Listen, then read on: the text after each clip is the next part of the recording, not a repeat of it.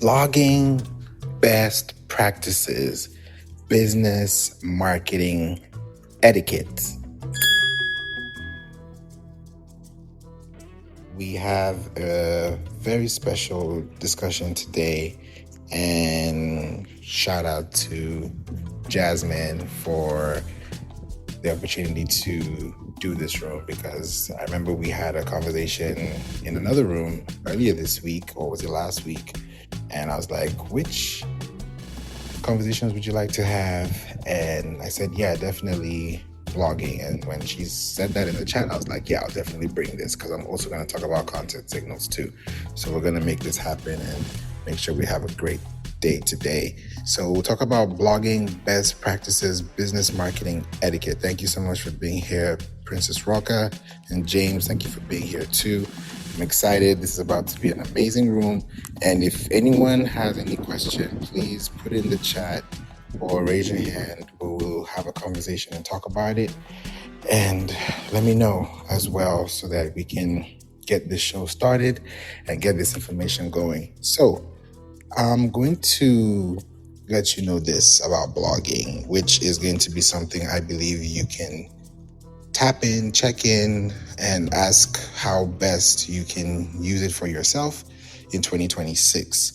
If you have a business website, then you will actually be having this, and it's either you're using it or you're not using it. Every website has a blog section. It's either you create it or it's there by default. One or the other is going to be there. So if it's going to be there, then you'd want to have your blog on your website, because it's technically going to be in your sitemap. Now, I've talked about sitemaps before, and what sitemaps are simply information that is condensed in an expandable markup language format, which is an XML format for bots, for search engines to scan, and that way they're able to read and understand the words that are being said, that also allow the search bots to send traffic signals to search bots and search engines that operate within search parameters. So the search filters that you search in the search box create the search results you see in the search engine results pages, the SERPs. I hope that didn't confuse you. So when you look at the blogging best practices, then it means that people that are blogging are using websites. It's either they're using their website or they're using someone else's website. You might be doing or publishing LinkedIn news articles or LinkedIn newsletters or LinkedIn articles or LinkedIn newsletters, however you want to put it. You may have that too. You may be on Medium. You may be on Substack. There was another one called Newsbreak. I don't know if it's still there. It should be. But heard something that happened with them from a client, and I was like, wow, interesting. There are a lot of them out there. So it depends on the one that you want to pick and the one that you want to use it for. I preferably say that it's good for you to have it on yours. Welcome, Lady Oswell. Thanks for being here. I would say the best thing to do is to have it on your website first, so that you have 100% of your intellectual proprietary information. So you have your intellectual property there. So let's say you have a YouTube video on youtube.com. You take that YouTube video, most people just copy the link and paste it and then say, hey, watch the video. Instead, go to the same video on YouTube. That share button that you see, hit the share button on YouTube and then hit embed. When you hit embed, you're going to see a code. You don't have to worry about that code. Just copy that code and paste that code into your website, into the editor section of your website when you have a blog. Welcome, Charles. And you can do this also on a page. You don't have to do this only on a blog. But when you have a video, you want to have this 100% on a blog, because there are websites that I see today and businesses that I connect with and help. I get to see a lot of things on their websites, and I'm like, we need to fix this, because it's kind of like an abandoned ship that has so much potential, but you didn't see it because you didn't try. Or you tried, but you weren't sure enough, you didn't have faith in it to really see how this thing can move, because it's like a mustard seed, right? If you tell this mountain to move, it will move, but your faith is dependent on how much you're able to put back in. So when I look at content and how businesses are running articles and blogs, it's very important to think about this. We have a client right now. They reached out to us about this issue that was going on. This was back in February. Yeah, we're in April now. And prior to us meeting, we met and connected, had an amazing podcast session, and we started to connect. And I was like, okay, what you doing with your site? And he said, I've been trying to get through, close to about 5 SEO companies or marketing companies to help with the problem that he's trying to solve. And what was the problem? The problem is that all his articles are literally, not even his articles, his entire site was just going down in traffic. It was going down in traffic, going down, losing traffic. So spending money on ads, but at the same time losing organic traffic. So it's like, what do you do when you're spending money to retain or sustain traffic or bring in people? At the same time, Google is deranking you organically. That's a big problem. And some people don't go through that all the time, but this is a very special case. And I said, this is going to be something that require beyond just posting blogs, because you've already posted blogs. So what else could be the problem? And I've also done this side note even for churches as well, churches I've been into, that if you have a sermon and you have a message, it's on YouTube, bring it to your website. Let that be the actual link. It's going to be your church.com/the blog or /the name of the message. And that is the link people receive in their emails, or they can share within a group text or within a website front. Or a forum. These are things that you can do, because the more links you have, and let's say you tell the church members towards the end of the service, hey, leave us a review on Google and let us know how today's service went. And they naturally go to Google and leave a review. That's going to be a good testimony. I can call that a double entendre, because that way you can be able to have a better output in receiving reviews as a church. And once you receive reviews, then those reviews that you've received is now called off-page SEO, because they're going to be talking about the sermon, the preacher. They're going to talk about the message, the praise and worship, the music. All those words that I'm saying are all semantics. They are all keywords. They are all key terms. So all of those terms are going to come, and someone's going to say, hey, I'm looking for a church that has amazing praise and worship music. Where can I go within 5 to 10 mile radius on a Sunday? And you get the results because somebody mentioned about the music 3 months ago when they made a review or left a review when you told them to. So organic doesn't mean that it's going to overnight get ripe or become a reaped harvest or abundant harvest overnight. But when it happens, you will be so surprised and you'll be so thankful that you did it early. So I'm giving you that example on a side note so you can also see it and apply that to your business, whether it's a restaurant, whether you have a dentist office, whether you have an office just in general to be able to do administrative work or whatever it is. You're able to do that within the limits and also within the services of rendering that you're creating for people to find you through. It allows more open doors because you're able to actually access more conversations that are happening contextually. So when we had this client, and we still do, and we realized that they're tanking in traffic and they're going down because they were losing organic ranking And at the same time, they were trying to maintain their traffic. But I looked at the website and I said, the reason why this is happening is because there are things that are on your site that are not supposed to be there that are there. And because they're there, it's creating more confusion, which is allowing the algorithm to actually put you in a position because it's not understanding you as it used to. Not because it's not understanding you anymore, but because there have been updates that have created new pathways of understanding natural language processing, which changes everything. And that's how you're able to have more of a solid structure that's going to be able to give you more abilities to build over time as a business. So if you think about this and ask yourself, where are we going in 2026 with articles, with blogging, the best practices right now, the best thing that we can definitely do is to be very cautious and also to be very... Jasmine, I was just about to text you this link. Oh my goodness. Wow. I was just about to text you this link on your phone. That is actually wild. Yo. Hey. Yeah, this room definitely is for you. So thank you so much for being here. I appreciate you. Hope you're well. Thank you for being here too, Prince. I see you in Midwest.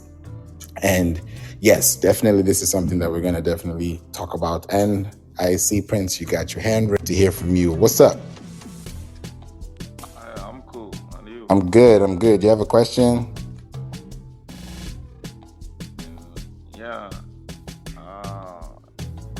So how about the marketing equities and then business going through over there?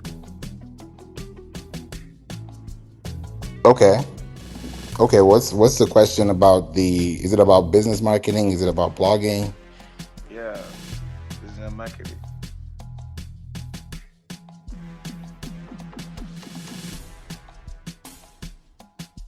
What's your question?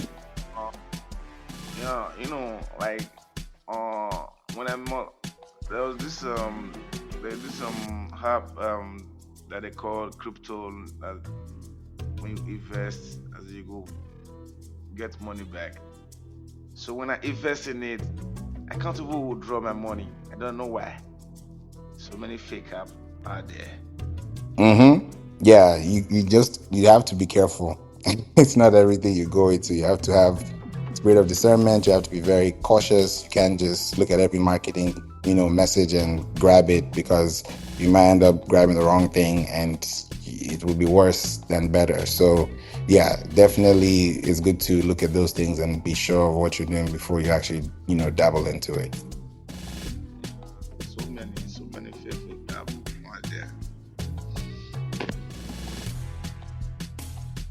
Yeah, thank you. Yeah, awesome. So, guys, this is definitely an exciting topic we're going to be talking about today. And blogging in itself is one of the best things you can do for your business. What's up, Rocky? Love the shiny. Like when Rocky steps in the room, the shiny card it literally does this, Rocky. This is how it felt when you just walked in the room. What's going down? Hello, my friend. Hey, what's up? Welcome. Glad to see you here, Rocky. Topic was somewhere. I'm starting that Pinterest launch, so I think this will be beneficial for me, this room that you're having. So, yeah, definitely. I was just talking to someone that, is pretty much in the space of trying to, get into Pinterest, also trying to understand it. And I also talked about it, I believe, earlier this week too. So Pinterest has been a topic of interest, which has been very exciting too, because people are not just looking at Pinterest as a place to pin, but as a place to store information, or I can even say store media assets online, and do it securely, do it in a very safe way, and also do it in a very strategic way that also benefits your traffic consistently. We have a client that right now, it took us about 6 months, but now they're averaging between 900 and a million, 900K and a million monthly viewers on Pinterest. And it's just taking off, but it wasn't like that in month one. It wasn't like that in month two. So, and I meet with Pinterest every 2 weeks. We talk about different clients and we get to see different things, and it's interesting. And I'm like, yeah, it's not going to happen overnight, but when we're able to be more strategic, it helps. And one of the things that really helped them to get to that 1 million monthly viewers was blogging. Imagine a Pinterest pin that is leading into traffic, that is actually creating more traffic for you through Google Images, more traffic for you through your Google Search Console, more traffic for you through your Google Business profile. If you have a business in person or a brick and mortar location, that is happening back end for you, which is really, really good. So if you have a business marketing etiquette is very important for you as a business, to have a blog that either you have a content team that is doing the work, or you're hiring it out and you also understand what is being done. Because when the work is being done, you also want to understand how it's coming back. If you have a website that has no traffic and all of a sudden is booming in traffic, there has to be a reason why the traffic suddenly happened. Traffic doesn't just happen. Something has to happen before traffic starts. So when you have traffic on your website, the blogs that you have on your website need to be treated. So if you're using Pinterest, that's an extension off of your website. If you're using Instagram, that's great too. But you could be using that on Instagram, but most people will be finding your content on Pinterest to click on rather than Instagram, because the half-life of a pin is between 3.5 months to 5 months. That's the shelf life of a pin on Pinterest compared to the shelf life of an Instagram post, which is between 19 to 72 hours at the very least. So if you compare 72 hours to 5 months, and you're doing way more, and because you can also bring the last 365 days of your Instagram posts back to Pinterest, that expands all the lifespan that you lost on Instagram and restored, like I say, revived back on Pinterest. So imagine if you're doing this and you also have your website, because also your website has something called an RSS feed. We mostly talk about XML files, but back in the day, blogs were RSS. We used to know them as that too, but people don't really talk about them like that now. But when you look at the technical setup, it's still RSS for some forms. And what is RSS? Really simple syndication. And RSS is heavy on podcasts now. So when you have a podcast and you're using your podcast RSS feed to feed back into the algorithm. So if you're creating content on Pinterest, and let's say you have an article, and that article, which has a lifespan of 24 months, is living on Pinterest, and let's say you had 2 images, let's keep it simple. You had 2 images on your article. You had one article, 2 images. Now those 2 images turn into 2 images on Pinterest, and those 2 images turn into 2 clicks. So you've literally turned one article to 1 click, 1 count. That's your article. 2 counts is the image, and a third one is also an image too. That image is coming from Pinterest. So you have 3 clicks from 1 image. So that means someone on Pinterest could click on image 2 and still find the same link. Someone could click on image 1 and click on the same link. But now you have 3 images in form of a link. I can call it that way because when you look at a meta title and a meta description, there's some code, there's some text that is going to create alternative text, which is also in form of an image. So bots don't see images, they don't have eyes, but they read, they scan, they crawl, they index, they fetch. Those are the words that they use, they program, they render, they serve. These are the words that are technical SEO terms. So when you have a blog, your blog is supposed to have marketing resources. And how do you identify your marketing resources? There are 2 things a lot of people, this is like, I would say, the most underrated way of doing business or blogging is the categories and the tags. People don't know what to put in the categories. They don't know what to put in the tags. And don't forget there's robots and schema and meta titles and headings and alt text and all these things. So it keeps getting like, ugh, it's a lot. So the categories and the tags are so important because your categories are also going to be in form of links. So most times we don't think about these things, but the tags and the categories are links. So if you go to let's say a news site and you read on someone, your favorite artist or your favorite product, and then you click on the link and it gives you other related information about this topic, that's because you went into a tag, and that tag was focused on that specific tag, which is a name. So if that person's name was said in 62 articles, now you have 62 links because there are 62 tags plus one, so it's 63. So you have the tag itself, which is the name, and then you have the links within the tags that actually reference the tag. And then the category would be general. It could be sports, it could be fitness, it could be hygiene, it could be food, it could be whatever. But those tags are also going to be very specific, because when you start putting hashtag food or slash food, it's still broad. So you also have to still think about what to put in those categories and tags. So the more you're able to add those things, you have one article, you have one category, you have one tag, you have one image. Those are 4 links leading to one page. So you see that compound effect? Most times we just write an article and let it fly. And sometimes it may not fly because we don't have the right structure to consistently keep it flying or from falling. So if you think about what I've just said, majorly what that refers to is your shelf life. Because when you have an article on your website, it starts to count. The days start to count.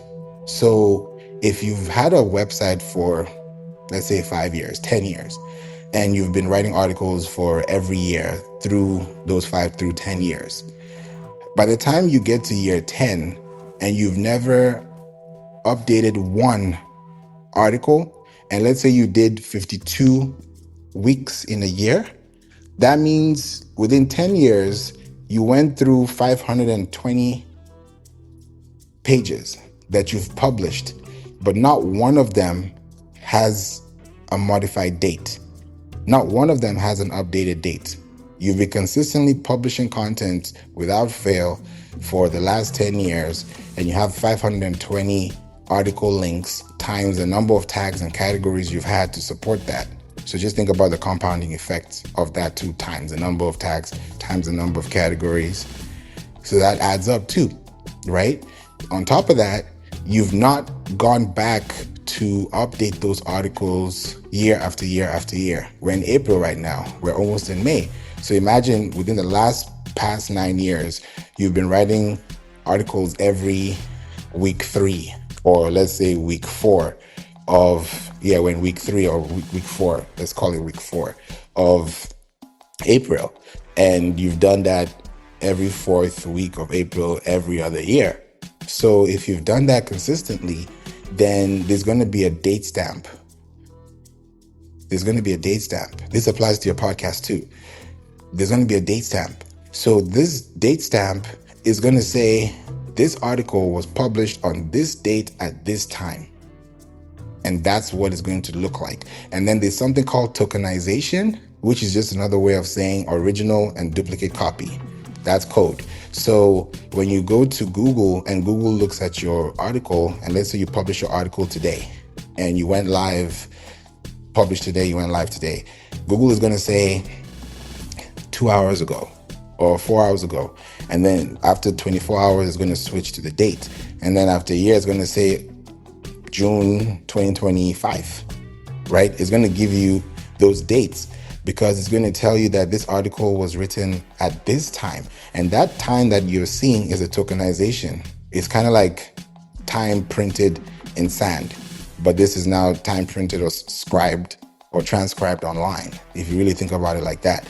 So if you have published this article on a certain date at a certain time that you hit publish, now that you hit publish, it's live.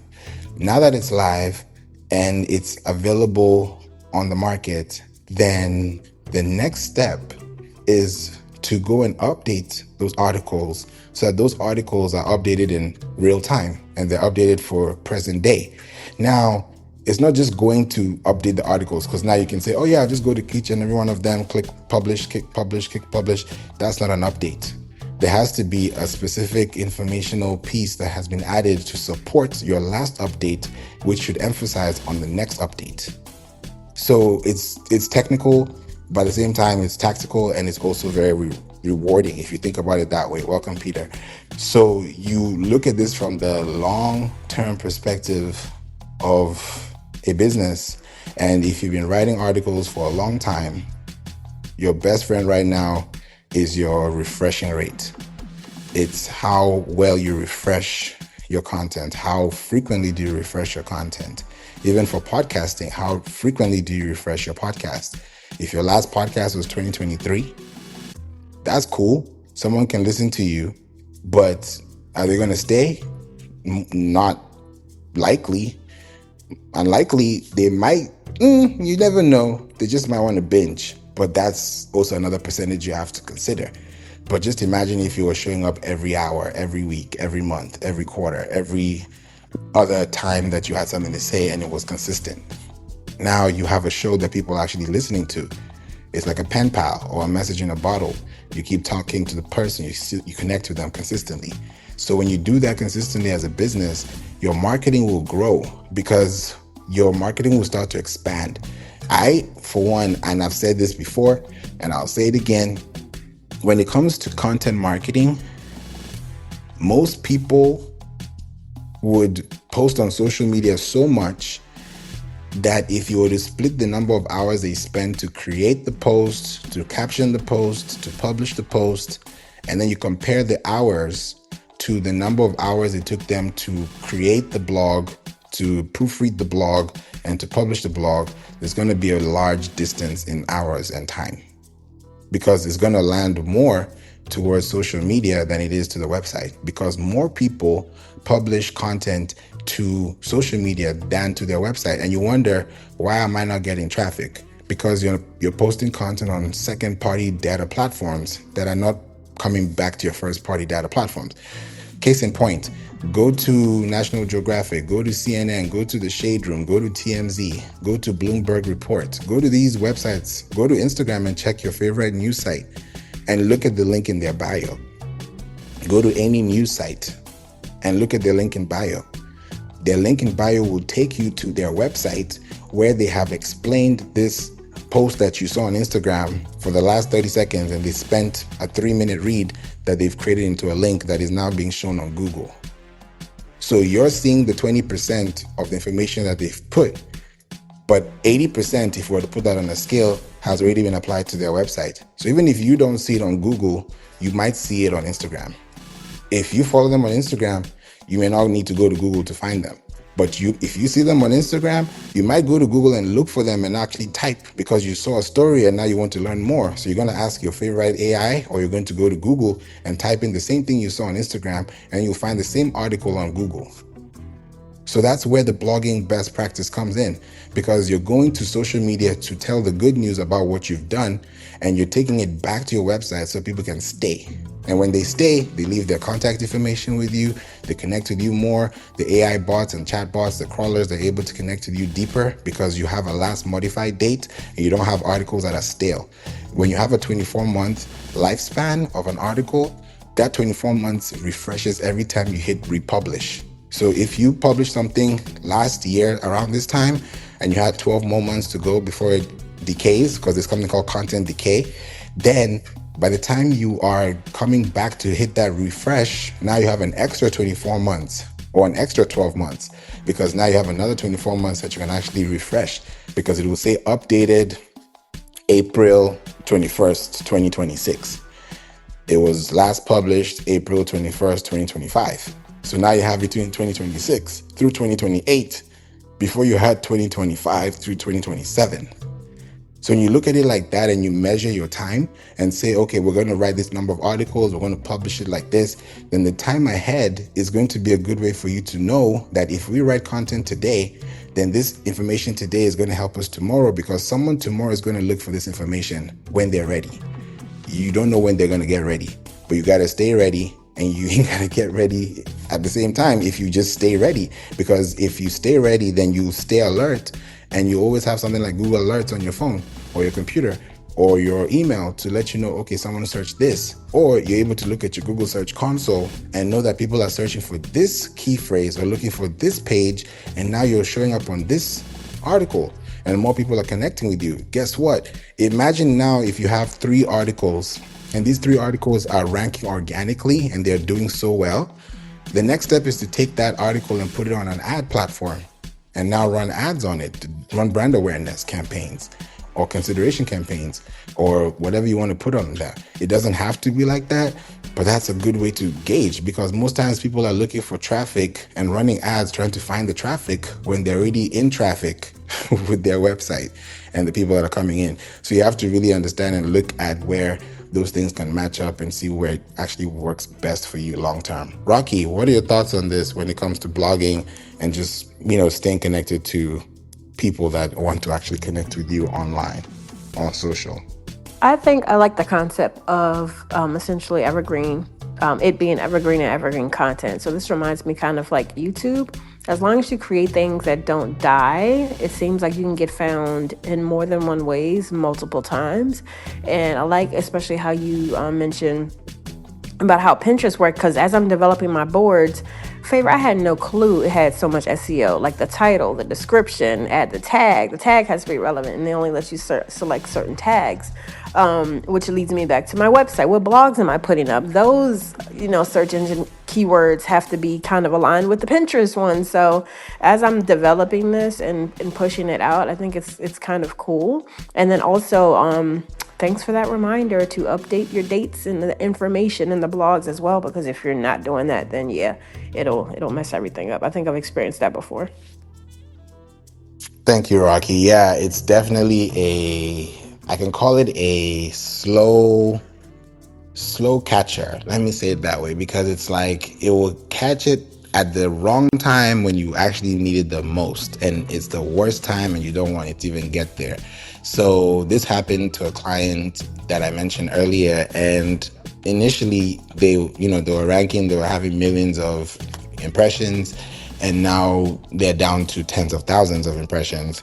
And that's when they reached out in around February, and they were like, hey, we're losing traffic, we don't know what's going on, we've tried to figure it out, we don't understand it. I did a full audit and I was like, this is what's going on. You have this wrong, this tag is wrong, this it's firing off, this is showing Shopify, it's not supposed to show Shopify, it's supposed to show your actual website, it's showing in the wrong tags. And I was like, wow. And then I looked at the articles, and the articles were about 2,500 days old. So I was like, man, this is the reason why, because you have articles that took a while and actually gave you the millions of traffic, but you lost the traffic because you haven't updated the traffic to current day. So one, they did not even have a last modified date at all. And it wasn't even in the system to begin with to even have. So once you don't have these things, or you don't trigger these things on the right surfaces, it's hard to tell. It's really hard to tell. Even on Wix, whenever we work with clients, I always check. There's a place on Wix I always go to make sure that box is checked off, because I realize that on Wix, there's a checked box that they always keep in the settings that I don't know for what reason it is checked, because it's not supposed to be checked. It's supposed to be off, because that is actually telling the bots that they shouldn't scan this page. So you're actually losing traffic, and now you're getting dinged for it because it's actually a problem on the search bot. So that's one thing I always go and fix quickly. And I noticed it wasn't just on one. I had to test it, and I was like, okay, is it on this account, on this account? So it was not just on one account. That's when I knew, yeah, this is actually a standard problem. So I knew that, okay, this has to be fixed and addressed ASAP. And it's helped and changed everything, because these are the kind of things that we do. We spend so much time and resources to help people show up and just get discovered on Google, but you don't even see yourself on Google because you don't even know how to get on Google. So blogging is a way to the Google search engine results pages. Because when you have a lot of articles on your website, when you have categories, when all these are indexed and they're indexed correctly, it helps. And also keep this in mind. Let me just make a little caveat on this, because I don't want you to think that this is just a blanket for everybody. And it's just, I mean, if it was that easy, it would just be for everybody to do it. But at the same time, it has to take time to understand, because things keep changing. This SEO keeps changing. It's never going to be the same. 2025 SEO is not 2026 SEO, and it will not be 2027 SEO for sure. So what we're doing now is to prepare for the next year. What we were doing last year was to prepare for this year. So we can't be preparing for tomorrow when we've not even considered a 24-month cycle. So we think about, what are we writing that if somebody's going to check this article come spring next year, come July 4th next year, come Christmas in 2 years, they'll still be able to find this information, and I don't have to spend the same type of money, or I would say spend the amount of attention I would have to create that I did create before, which I can actually recreate again, because they got my trust and built trust with me back then. And that's why I have their contact information today. So when you're able to connect to people in that way, it actually builds and creates more interest over time. That really, really changes everything too. So thank you so much for saying that, Rocky. And then SwitchRest says, I love blogging, been doing it since 2002. Yes, it's been beautiful. It's even with podcasting, they call it audio blogging back in the day. So there's so much you can definitely do and see yourself across different platforms. I was just talking about it before you came in, SwitchRest, that, when you have blogs, and I give an example of, you have 520 blogs in 10 years, because you've been writing blogs for 10 years once a week, but all the blogs have been published, but they haven't been updated or modified, then there's going to be a content decay later on, which is going to affect your search results, because now you have more of a backlog than you do have an asset base or an asset library. So it's very important to look into those things. So we'd love to hear from you, Switchers. Thank you for being here. Tell us your story and give some advice to some people like me and others who would love to hear, so we can also learn from you too. Thank you. Well, thank you so much for having me here and welcoming me. It may be my first time I've spoken on stage. My voice cracks and quivers, but it's just my natural speaking voice. I first wanted to respond to something you said about like how when you write these posts, you have to sometimes go back to update them. Right?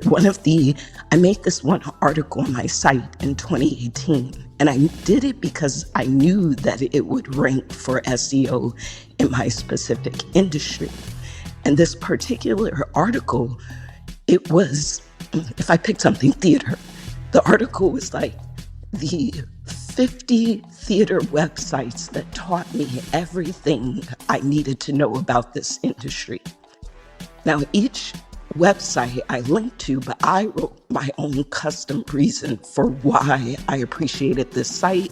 I linked to specific articles on each of the 50 different ones I'm talking about. It's great. I went back 2 months ago to just check on this because it's always getting traffic, and it was so outdated. 50% of the websites that I linked to no longer exist. So I had to either find their web archive page or whatever the thing is. I had to evergreen. And then I had to start going back through all my posts. Now when I write, I try to write in a way that it is relevant for right now and also evergreen.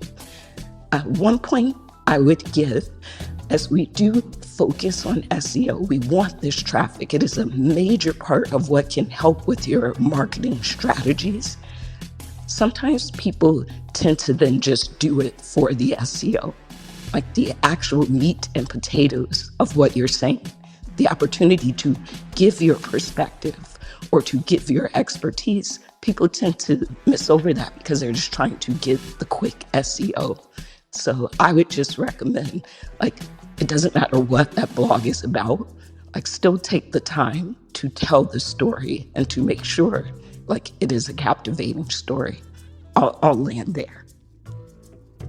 Thank you, Switchers. That is so true. Most people are writing for SEO. They're writing with AI just to rank or just to position themselves instead of showing up as the authority, or I can even call it a thought leader, and be the thought expert that can actually give people perspectives and, like you said, the meat and potatoes, and just share with them information, give perspectives, give quotes, give insights, give foresight, give predictions, give things that people can say, oh wow, I remember you talked about it like this, and then it happens. So people were like, wow, did you predict it? It's just something that happened because you were in that space of knowing, and you're very intelligent, you're very insightful, and you're also very intentful and intentional too with how you're able to fulfill the thoughts that's coming to your mind all the way down to paper and onto a screen that someone can read years on by from now. And definitely, like you said, with the web archives, it's so important, because when you look at content that people are writing and their websites go off,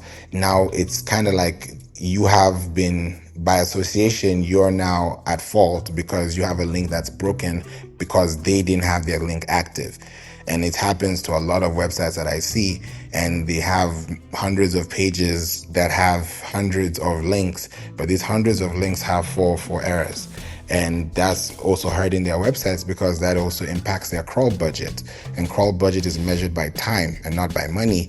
When you look at the search bots, the more time the bots spend with you, the higher your crawl budget is.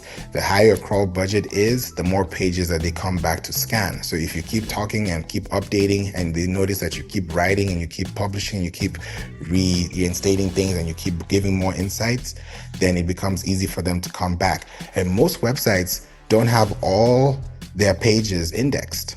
So you may have 500 pages on your website, but only 2% are indexed. Only 10% are indexed.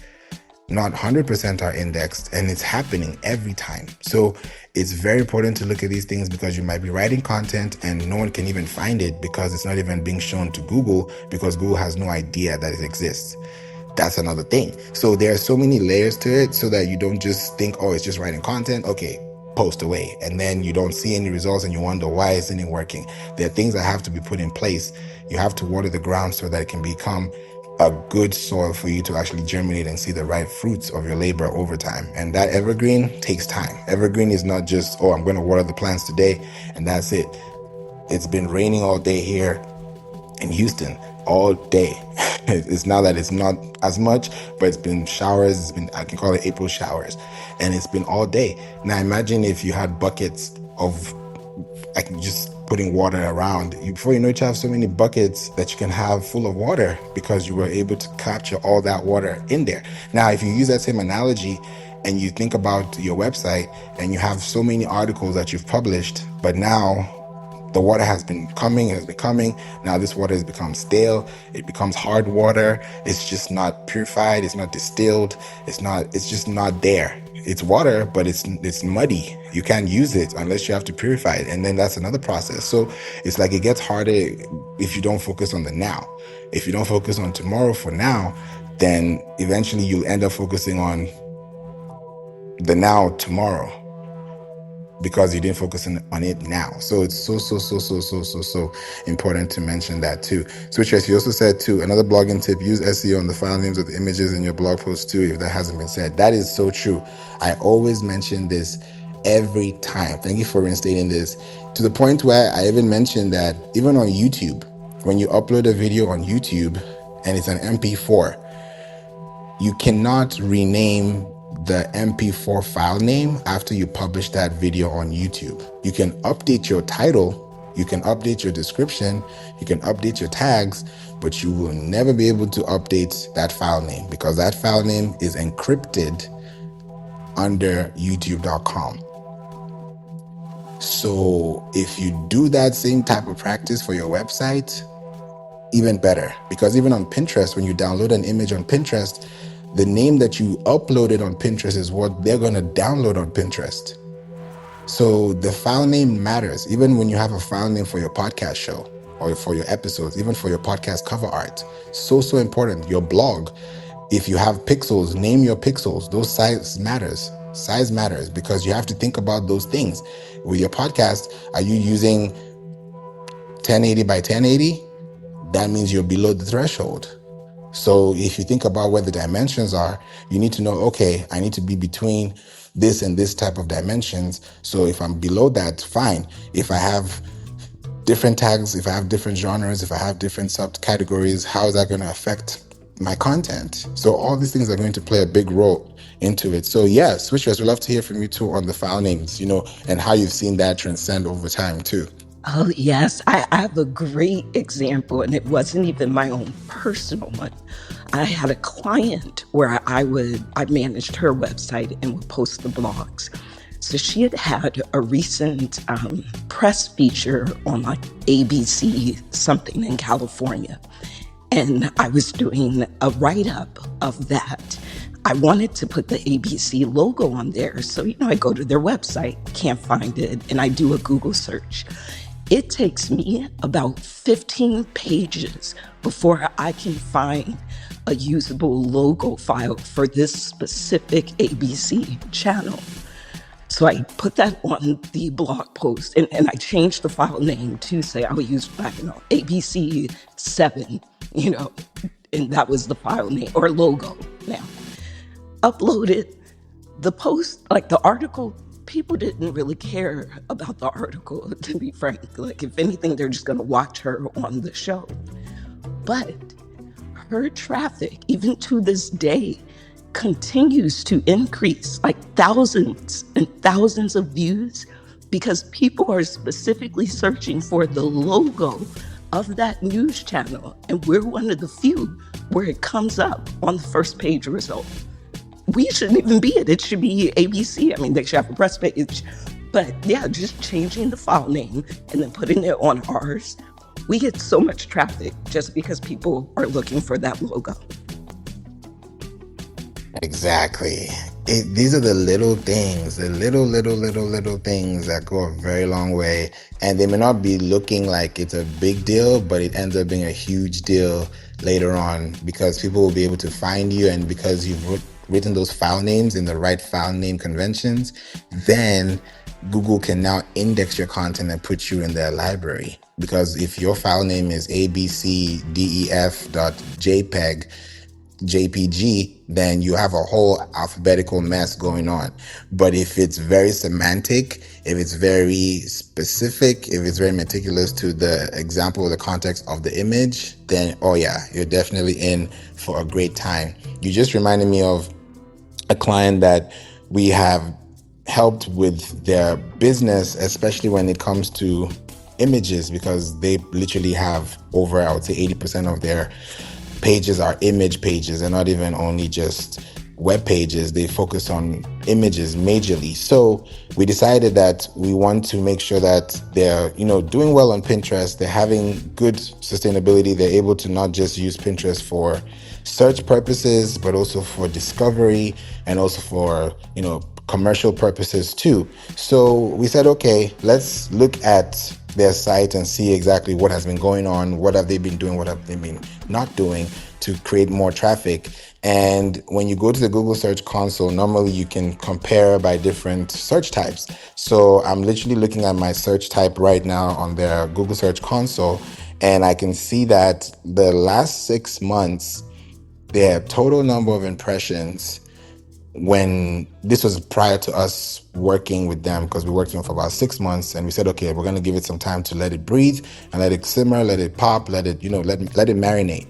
And prior to us working with them, they had 116 million total impressions. This is just on the images section of Google. And they had about 156K clicks. Now that has jumped from 116 million to the last 6 months now, which has been still incrementally going up to 303 million total impressions. And then they also have 208K total clicks. Now, with this doubling up now that has happened, especially when it comes to impressions, it's like seeds in the ground. That's why I love impressions, because when you have a lasting impression of someone, even in person, if somebody made you laugh, somebody made you happy, somebody made you smile, somebody made you blush, whatever it is, and you feel good about it too, and somebody complimented on what you did, or they just gave you words of affirmation that you deserve because you deserved it, and you actually feel it, what happens is that it leaves a lasting impression on you, right? We've heard Maya Angelou say this too, right? It's not what people do, it's not what they say, it's how people make you feel, right? It's how that feeling is translated from what you said. And I also say this, words are seeds. When you plant words into people's minds and you tell them things, those are the seeds that they're going to germinate by thinking. So when you think about planting seeds, you plant them with water, right? So when you're thinking about water in your mind, water is thinking.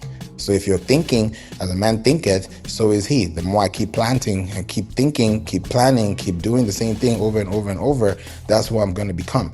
So if you keep planting content on your website and it starts improving in impressions and you start getting more impressions over and over, then that means people are going to be more impressed with what you say because you have something more to say. Even on LinkedIn, you have impressions. On Instagram, you have impressions. Oh, how many impressions did I get on my post? Those impressions say something. They may not say everything, but they say something. So when you get those impressions early and you never had them prior, it means that you had new people who are still yet to know you. But if you keep coming back, they'll keep coming back because they found you at the point of their need. You don't know when they need it. You just applied the pressure, or you applied the process, or you applied the solution. But whatever you're doing is going to help someone come back later and say, okay, I needed this solution and I found this website. It helped me achieve this, achieve that. And now I'm able to download this ebook, or I'm able to now sign up for coaching, or I'm able to connect with this person, or I'm able to show up for this event because now they've been able to connect with you at a very dear need of their time. I'm going to share some stats with y'all so you guys can actually see these stats and just think about it for yourselves as well. And Switcher says, yes, they found you at that point of their need. Yes. Thank you so much for emphasizing that too on what I mentioned, because when they need you, that's when you be the point of access to connect with them. I talked about how I connected with someone last week. We were supposed to work 3 years ago. We met 3 years ago. We were supposed to meet and, get working. And he was like, I'm not sure. He was not sure about his own business because he was thinking, should I sell the business? Should I keep the business? So he wasn't even sure what he wanted to do with his business. I said, whenever you're ready, I'm here. No rush, no pressure. We're here.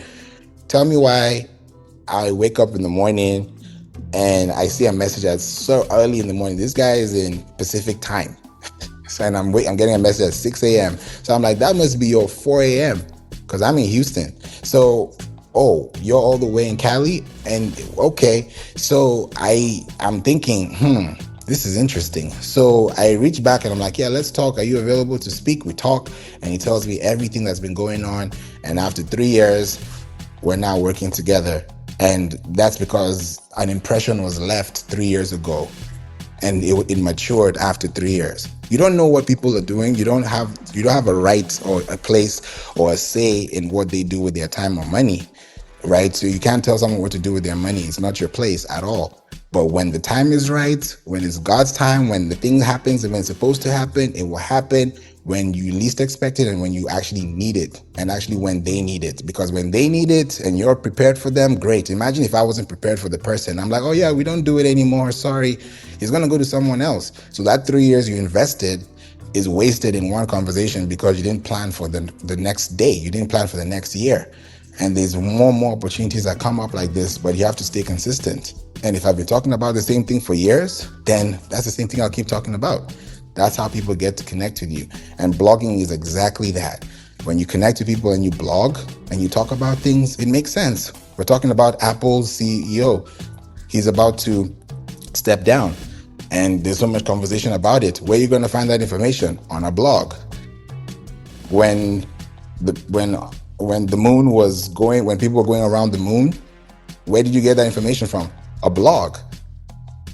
So a blog is going to be your best friend. The same way Google is your best friend, but how that best friend remains a best friend is based on how you treat that best friend. So Celeste, we'd love to hear from you too. Welcome to the room. How are you? Gee, I just had to push like 4 buttons just to get to the mic. Sorry. Hi, I'm good, Favour. Hey, Rocky. Hey, Switcheress. What's up? Hi. Celeste, I want to ask you a question about blogging. What are your thoughts on blogging, especially for marketing purposes and business marketing etiquette? Ooh, good question. So I personally, as someone who, if you don't know me, hi, I'm Celeste, and I'm a bit of a marketing nerd. Specifically, I do a lot of SEO research and trends and things like that.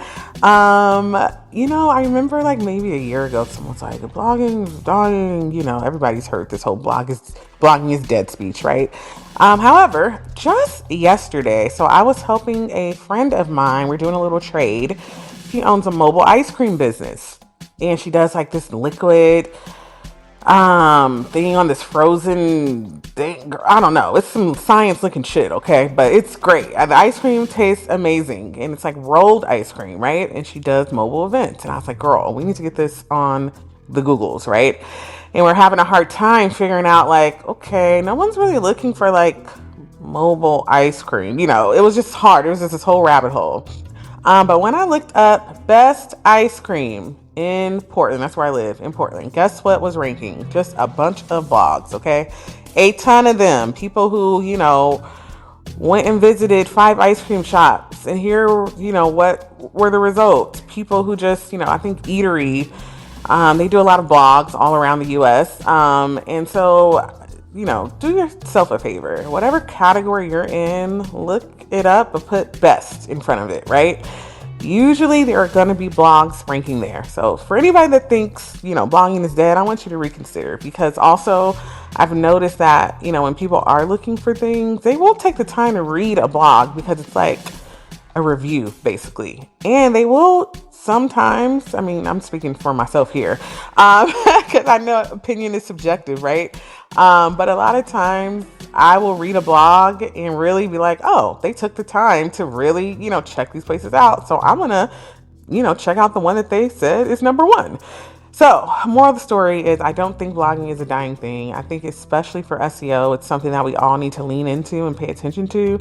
And if you do this the right way, I do think that it can be a really game-changing strategy, especially if you have a product-based business. That's something that a lot of people don't pay attention to. So, I will pass the mic back there, but thanks for the question. That's a great one. Thank you, Celeste. That's a good one too. Yeah, definitely. There's so much in blogging that helps you as a business. Even when you have a product, your blog can help your product sell. There are people who run articles to blogs about their products so that they can tell people about what their product does. I remember when Threads launched, I would say Threads or Meta started running ads within the Meta properties. And I remember very well that day when I looked at the article, I was like, interesting. Success leaves clues, right? Because it's the same it's the same difference. It's the same thing you do that we can do. So it's nothing new under the sun, but it's how it's strategically done. And people didn't know how to use Threads. It was a new app, very new, very fresh. So what did Meta do? They wrote an article and they published the article. And now they told people on the article on how to use Threads, how it actually works. And they ran that campaign for a little bit, and now it's still an article that they can read online. So they didn't lose any value. They still can maintain the value over time. So definitely it's something that can be evergreen, that can push it up to the next level. So definitely that helps too. Celeste, yes, we'd love to hear from you too. Oh, I just, something I meant to text you about, my bad. I just popped in my brain when we were talking about Meta. So remember how you were talking about, how Manus is your new favorite AI tool? Yeah, didn't you say that? I just noticed because I was poking around on Instagram, and like when you post a reel and it gives you all these, metrics and stuff in very small print, it says something about like, oh, do you want to get more suggestions for how to improve this using Manus? And then there's a little note that says Manus is now connected to Meta. I didn't know that. Did you know that? I didn't know Yes, that. I actually joined Manus before Meta acquired the company. And that's why I was like, boom, I knew this was going to be a thing. Because I captured it early. This was early in the year. And I saw it. I said, people are not talking about this thing. But I'll be quiet. I'm not the person that made it. So I'm not going to say anything until it's time. And I've started talking about it more now than before because a lot of people don't know about it, and it's right there. Even imagine a Meta product not advertising its own products. We all know about Oculus, we know about WhatsApp, we know about Instagram, we know about Facebook, but not many people know about Manus. They know about Meta AI. They know about what else is out there? Threads. These are all Meta products. But Manus, no, they don't know about that. And Manus AI is also on desktop, and you save 50% of your credits when you use the desktop version. To the point where Manus sent me a t-shirt. I didn't know that was even a thing. So I have been using them before Meta acquired them, and they're really good because it just helps you save a lot of time, and you're very specific with your delivery, and at the same time you actually save a lot of problems more than not, because that's why even now I talk about AI and SEO as a way of really impacting your business. Because if we don't know how to use the tool, then it's just there. People are using it for give me the top 10 ideas or the top 10 topics. I'm creating code. I'm literally crunching spreadsheets. I'm crunching data points. I'm crunching I'll say Google Search Console export files, and I'll just take the CSV file and I'll be able to understand what's going on. And people can use other platforms for it, but I've looked at the difference in the results, and it's a big difference. I used DeepSeek again earlier today, and I was like, man, that's why I left DeepSeek because it's cool, but there was a way that you get feedback from something that you specifically asked that you're able to really articulate, and you're like, wow, the way you're actually giving me the information back is how I wanted it. But every tool you can say, yeah, it's how you prompt it, it's how you engineer it, but the tool that you're engineering with is also important. You can drive the same car or two different cars with the same speed, but one's going to have a different impact than the other. So definitely, yeah, Manus is I always say Manus is a Manus. That's what I call it. Well, you were on to something, friend. You were on. So I got to give you some props for that. Thanks for always putting us on to information. You're welcome. You're welcome. I'll probably do a room on Manus versus cloud, or like Manus AI versus cloud code, make it more, tech heavy for sure, because everyone's talking about it. Yes, Jasmine gives me the applause. Yes, we'll definitely bring that room and conversation here too. So thank you for the question. I'm always excited to talk about this with y'all. So we're talking about blogging, best practices, business marketing etiquette. And I see as well Soma, Alina, Mr. Chris, Bell, Tony T, Brittany, Trivia, HS. Thank you for being here, Ran, as well as Pastor Cheryl. Thank you for being here tonight. And I hope you all are enjoying the evening. If you have any questions, please feel free to put in the chat or raise your hand. More importantly, if you want to connect with me, click on my face and you'll see my picture. You'll also see my links. And if you want to get directly to get emails like this information that I send here, then click the link above. And then that way you can book a call with me, or you can join my newsletter and connect with the 10,000 people we have connected, and we're able to share amazing conversations together like this. So feel free to be here. This is a great space, and we talk about business on a consistent basis. So blog stats that I want to share with y'all. And I feel like when I do my research, I want to share it with you, because research is, I say, let me say it this way. Research is caring, because sharing is caring. And I usually say research is caring. So I've put the link in the chat. There's a link from marketingltb.com. They created an article and published it, and it's very recent. So you can check it out and see some very interesting stats that you'll see there. And if anyone, actually, let's role play. If you click on this link in the chat and you see any stat that is mind blowing, either if you're on stage, you can say it, or you can put in the chat and just let us know what you found that was very interesting. So click this link and it will do you good, and it will actually give you some insights that you probably never seen before. So I'll start off with the first one. Why are we talking about blogs? There are over 600 million blogs on the internet today. That's a fact. There are 1.1 billion websites in the world. So if there are 1.1 billion websites in the world and there's 600 million blogs in the world, and I believe they should even be in the billions right now, because when I look at stats, this million could even be, I can call it a benchmark, but I can definitely say they could even be in the billions now.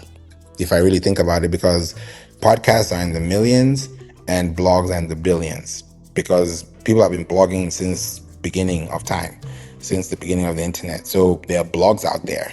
There are blogs out there. If you go to Web Archive, there are blogs out there too. So it's important to look at these blogs and see what's going on in the market. And if there are about 7 million blogs published every day, then of course there's way more than 600 million blogs actively. So if you look at it at 7 million blogs, right? There's 7 million blogs that are published on average per day, and there are 365 days in a year. We're talking about 2.5 billion blogs. To be specific, 2.55 billion blogs are published every year. Just think about that. Billions of blogs. And you want to say, oh, how does mine show up? It shows up because you have content pillars and content clusters. We talked about that briefly, and I said I was going to bring this again. Content pillars are how long is it and how sturdy is it? Can it sustain itself? Can it be able to have the core principles, the core values, the core information, the core assets to keep it steady? Because if your article is 3,000 words and that's the pillar, then you could have 700 words of articles that could be clusters that could link back to the 3,000 article. Now you've created a cluster that has allowed more people to find you semantically, but to link back to the anchor of why they're searching for it to begin with. So these are very important things to think about too. So I'm seeing the chat, and I love that the chat is blowing up. So let's see this. Jasmine says 77% of internet users regularly read blogs. Yes, that is true. Was it 70 or 77? Yeah, 77. 77%. Exactly. So Summer says most people I know don't. Okay, that's most people you know. There are 1.1 billion websites and 8.2 billion people. So I'm sure you read a blog, or the person who don't read blogs have read a blog. How do I know this? Because whenever you search or ask Siri or ask Alexa or ask Google or ask ChatGPT, the results you're getting are blogs. They may not be looking like blogs, but they're coming from blogs. They're cited by blogs. Wikipedia is a blog website. We just published my mom's Wikipedia page recently, so I'm about to get mine going too. And I was like, before I, bring it onto the client base, I want to make sure it's all good to go. So these are blogs. These are websites. So you have read a blog before. When you went to school, you probably went on the internet to search for an APA formatted paper, or Google Scholar or LexisNexis if you were doing research papers. There was one point in time there was some blogging going on. It doesn't have to be you writing it or you publishing it or you being the author, but there's blogging going on. On Instagram, you're reading blogs. They're just in mini form. So you can't really escape the blogs. Blogs are there, but most people don't read. Actually, people don't read these days. People skim. People don't read, they scan. They just, oh, that's it? Okay, bet. They'll ask ChatGPT to summarize the information in 2 or 3 lines. So people are not reading, that's for sure. But the bots are reading, the algorithm is reading, the pings are reading, and people are finding it through these algorithm pings and these API systems too. So yeah, a lot of people use these things too. And then Jasmine, you said too, adding infographics can increase shares by up to 300%. Yep, that is true. That is very true, because when you look at infographics, think about the amount of time somebody spends on an infographic. If I had a 3-minute page, or let's say a 3-minute read, and let's say I have an infographic that could be, let's give or take, let's say it's 1800 by 1080, just random pixels right now. And then you're able to see either it's a landscape or a portrait, and you have this infographic and somebody's reading it from left to right. Let's say it's a map, or it's a left by, or let's say side by side comparison, or it's something that is going to be very informative. Someone's going to spend time doing that. So imagine if you have a 3-minute read as an article, but you also have an infographic that may take somebody an extra minute or 2 to scan or just to, scan through or skim through, then that image will have more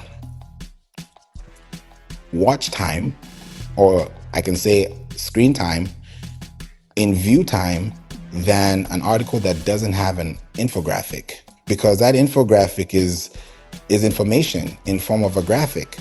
So that infographic is going to visually exchange information visually with the person, and they're going to be able to read that information and have understanding, because people, we are visual people. Yeah, we could be auditory learners, kinesthetic learners, we can be different kinds of learners, but we're very visual. We love to see the things that we see. We like what we like. So if we have infographics, it increases the amount of screen time, reading time over time. And then the overall, what happens is the bounce rate goes down. So if the bounce rate goes down, which the average bounce rate is between 30 to 40%, most websites are above 40%.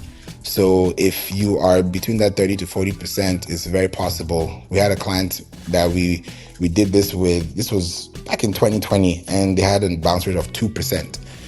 That means people were actually, they were staying, because she was focusing on hair, and you're doing natural hair for reviving the hair too. So I was like, this is interesting. So when you have infographics, it helps. Even when you add videos, it also helps too.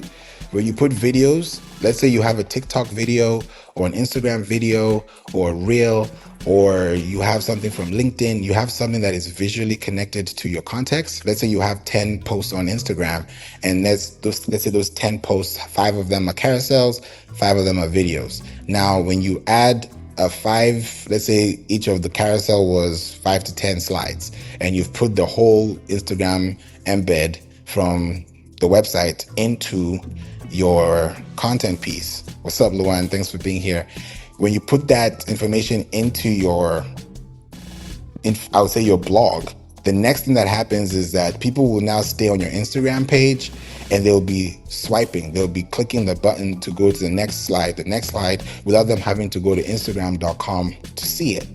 Now, that is also visually an infographic, quote unquote, but it's coming from a second party platform, which is Instagram. So when you create content on Instagram or TikTok and you have a video, and someone's watching your video or your YouTube video on your website, that is decreasing the amount of bounce rate, because bounce rate is technically how fast does it take before I bounce. Like, I entered this page and the clock starts counting. So 1, 2, 3, 4, 5, 6, 7, 8, 9, 10, I exit the website. After 10 seconds, somebody else comes, they spend 2 minutes. Somebody else comes, they spend 2 seconds. So that average bounce rate is going to be calculated by the average time duration. And there's also something called pages per session, because every session is recorded by time. So if I have an average of 2 pages per session, it means that people spend at least 2 to 3 pages on my website, or let's say an average of 1 to 3 pages on my website, because I know that they'll come to my website, they'll click on an article, they found what they were looking for, they might click on another link, which might take them to the product page, which is an internal link on the same website, or it might take them to another article that's related to the article that they read. So either way, they're still within that platform. Just like on Facebook, if you click on a link or somebody's profile, you go to Instagram, you tap on somebody's face. Even here on Clubhouse, you look at somebody's profile, you're clicking on things on the app or in the app or on the site that is still taking you to the same destination within the site. So you're not really leaving the domain. You're within the domain. It's like you're in your house, you go to the kitchen, you go to the laundry, you go to the staircase, you go to the backyard, you go to the garage. You're still within your territory, you're still within your space, but you're in a different place geographically. So when you now look at the longitudes and the latitudes on your website, then when you start creating content, your blogs, your products, your categories, all these things, your infographic starts to build more and more and more, to the point where you now start getting more traffic because you're creating more content for people. And that's why when you have an article that's just text only, you stand the chances of not getting seen much. You might get seen, yes, but it might not be long until somebody leaves, because not everybody wants to just see blocks of text. People don't want to read blocks of text. Even one rule of thumb I always give people, this is a free rule of thumb. You can Google it anywhere, or you can do your research, but I always see this as a standard rule of thumb. when it comes to writing, you want to have anywhere between 1 to 2 sentences and 2 to 4 paragraphs per block. So if you have 1 to 2 sentences and you have 2 to 4 paragraphs per section, and if you're even using line spacing, it's even better for you because when someone's reading your text, they're scanning it faster. Imagine if you had 8 blocks or 8 lines of text and someone has to read through that. It's going to be hard. But imagine if you broke that into 2. Someone can now read that faster because they don't feel like their eyes are hurting. Some people don't want to squint to see. Some people don't want to wear the glasses to see. It could be in legible format. So those infographics, they help a lot because it visually enables people to be more specific in how they can connect with you too. Celeste or Switchress, what are your thoughts on that too before we go to the next comments in the chat? Well, I agree that infographics are an amazing way of keeping people engaged and keeping them longer on the post. And especially if it's like easy, fun, or what's the word? Just information that people can associate with. I did a blog post over 10, 15 years ago where I used to track every single date I went on per year, and I would release my quarterly statistics and findings. And this was all just personal info about me. Like, did I go on dates on Tuesdays more than Thursdays? Were they dinners more than a physical activity? So each quarter I would release my statistics, and I decided at the end of the year to release an infographic on all my dates for the year and what I learned. And I did the write-up as well. It was the infographic that got all of the attention to the point that the platform that I built the infographic on asked if they could do a featured blog post on me and use my infographic as a great example of, their customers and such. So yes, to infographics, it can lead to even more opportunities. Yes, definitely. That is so good. And thank you, Jasmine. Yes, that's a big applause right there. It's so good because when you have the right content and the people see it, it becomes easier for them to understand it, comprehend it, just digest it, download it, bookmark it, print it, just live it and actually turn it into a tangible item that somebody can actually enjoy because that's actually something that they want to do. Some people could be doing collectibles. They might just say, okay, I want to grab infographics or PDFs about this, and they have a whole cluster and yours is part of that mix too. So it's very important to think about that. And also importantly too, guys, just think about this too. When you have your images or infographics on your websites, you can do, there are 2 things that you can do. Actually, 3 things. I just remember the third one. There are 3 things you can do to your images. The first one is you can add a caption. You can add a caption to your infographic. Most websites allow that. You can put a caption. Even on LinkedIn, when you do an article, thank you for the 100% Switchress. Even on LinkedIn, when you have an article, there's a section that you can add a caption. The second thing you can do is you can have alt text, alternative text. That's also great with email. When you send an email, there's a section in your email. If you have that accessibility or feature, you can be able to add alt text, alternative text for screen reading purposes and have your keywords there. That's a very underrated space. Every social media platform today has accessibility and they have alt text. If you post something on Instagram today, there's a section in your settings that says alt text. If you're on LinkedIn and you're about to make a post, there's a section that says alt text. If you're on Pinterest and you want to make something out of a post, there's a section that says alt text. There's a reason why there's alt text there. Even on X, on Twitter, it's there too. Because the alt text is going to be the alternative text that's going to give you context about the image. If that image does not load, let's say you have bad network and it doesn't load, there's going to be a screen reading. There's going to be a text on the top border that's going to be writing or saying exactly what that image describes. So that's important. The caption is the first one. You also want to think about the alt text. And the third one I was going to say first, but I wanted to give you those 2 before I say this, is the link. You can add a link to or URL to your image. And if somebody clicks on that image and that image leads them to another page, then that's a click. And that click is also measured. So you have a click as a button, you have a click as a hyperlink, you have a click as an image. That's 3 counts. Just imagine that. So you have so much real estate that you're not using, but you're not aware of because it's possible, but it's just not happening. But it's definitely possible to make that switch. So thank you so much for that switch, Rez, and giving us that insight too. Celeste, do you want to also give us something as well before we go to the chat? Nope, I'm good. You can go to the chat. Let's go to the chat. Okay, so what's the chat say? Where are we? Okay, so the infographics are important. Thank you so much for that, Jasmine. Switchers, you also said most times when you search a recipe, that's taking you to a blog post. A lot of people are reading blogs. That's true. When you're trying to cook or make a mix, and then in that article, you might have a YouTube video that's giving you the ingredients, but also show you how it's done. That's also a great way, because when you have video on your website, it's also called video schema.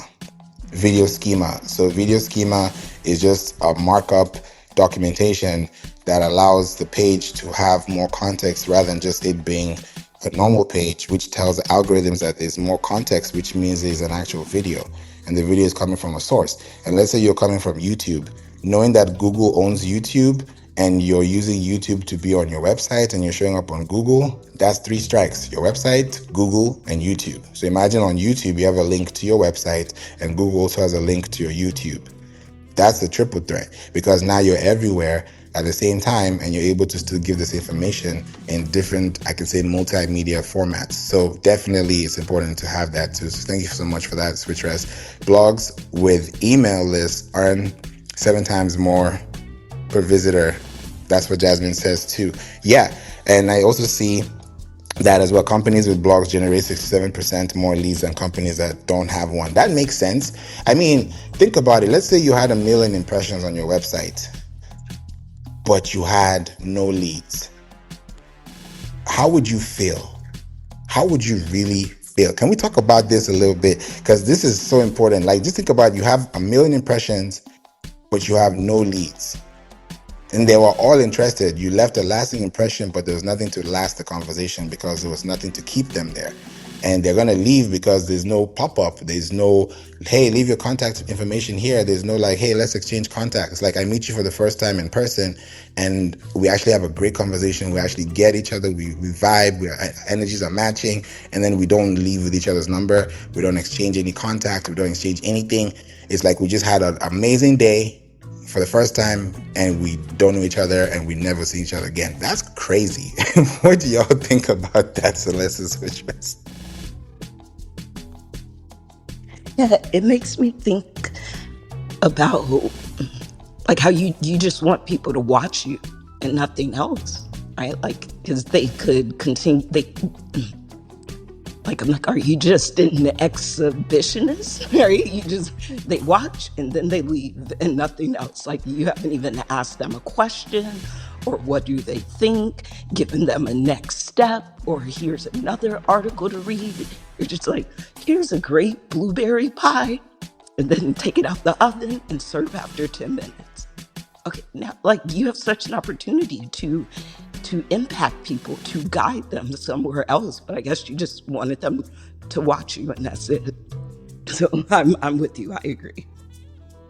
So true. Yeah, there's so much in there that's like, how do you measure that? You have to create that response. There has to be a feedback loop so that when someone comes, they're like, oh, okay, I can leave a site, I can leave my contact because I know I can get more information like this. And I believe the reason why, even Jasmine, that these percentages are so high is because if you see, this is just me thinking out loud, which I hope it also makes sense too, is if I go to a website and I land on that website because, or even land on that web page specifically because I want to learn about this topic, and I'm so interested in this topic that I want to learn more about it. Let's say I may not have access to this link again, and I get a pop-up and they say, hey, before you go, leave your contacts so we don't, you can get the best information about what we talked about today, or get more tech news, or get more, fill in the blank news, and then you leave your contact information. That in itself allows someone to come back, because when that person comes back, they're not going to leave their contact information again because by default within your custom settings, you'd have been able to know that if this person has left their contact information, don't give them another pop-up. Because imagine if you give me your information and then I come again tomorrow, there's another pop-up. Now I had to look like, wow, do you remember me? And now it has that kind of feeling. So there has to be that personalization and building that trust that over time someone can feel like, wow, I left my contacts with you.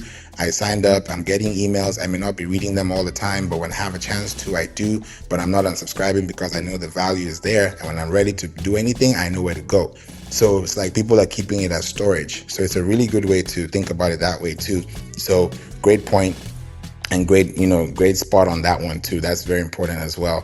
And then I see Tracy. What's up, Tracy? Thank you for saying this is great information. Favour, I just started my blog, just posted my second blog post for Earth Month. Yes, 100%. That's dope. And URLs are big. Big. Uniform resource locators are big. When you also write articles, most times and this happens on every website I've seen, whether it's WordPress, Wix, Squarespace, Shopify, it's the same thing I see everywhere without fail. When you have a title and that title is a post title, because there's a meta title and there's a post title. So I'm talking about the post title. The post title ends up being the meta title by default. And then the post title now becomes the default URL. So if you were saying 2026 hacks for digital marketing, the way it's going to look on that domain is going to be domain.com/2026 dash the rest of the information hyphenated. And that in itself is going to happen by default because you've not updated the domain with a URL that is, I can say, treated for SEO. So it changes everything. So if you have Earth Month, then it will be your website.com/earth-month-what about it, and then it will be there after, so that when someone's searching for it, it's there. Because when we look at long tail keywords, it starts from the beginning and the end, right? So when you look at the keywords at the beginning, that's the seed keyword. So if that seed keyword is there, then that's where it's going to be consistently. You may not need to change the 2026 at the top of your title because that's what you want to call it, but the URL needs to change, because if it says 2026, for instance, and now you want to rank in 2027, that article is going to be deranked because we're no longer in 2026, we're in 2027. And then if you go and change that link to another link that Google has known for the last 12 months, and you change it again, and let's say you even put a 301 URL or permanent URL, that is, I mean, how many permanent URLs are you going to make? It's kind of like putting Band-Aid on every link that you switch, and it's not going to be looking clean at the end, especially if you want to scale or do something that is worth your time. So these are the things that they may sound very little or sound very picky, but these are the these are the little things that move the needle. They actually change everything, because once you change those things change how people even find you. So you can change the title, change the description, add all those things, put it in your schema, but specifically within your URLs, very important to keep them clean. Usually I say between 2 to 3 words. So you can go up to 5. It's not a problem. It's not a problem if you even hit 10, but the cleaner it is, the better, because you also don't want to stuff your URLs with keywords just because you want to rank for 3 different things. That's why you have a content pillar. That's why you have a content cluster. You can't box everything in one. Things have to marinate at different times simultaneously. So it's so important to talk about that. So let's switch rest. We'd like to add to that too. Yes, I wanted to go back to this CTA subject because it made me remember. Okay, y'all. So I used to be a consultant for a nonprofit, and what they did was pretty much helped emerging businesses, women-owned businesses specifically, where I live, scale and handle any little business problems. But I was specifically there for SEO purposes. So I remember I had a consult with this lady, and she sold Ethiopian spices and like sauces. And I have this like basically checklist of things I do when I give someone a consult. One of the things, and it's just a hint, it's a free tip, is we pull up data and analytics to see where traffic on their site is already going, to identify like what's working and new opportunities. Because some of y'all will be surprised at some of the things that you rank for and you don't even know. Like you go on semrush.com, and that is SEMRUSH.com,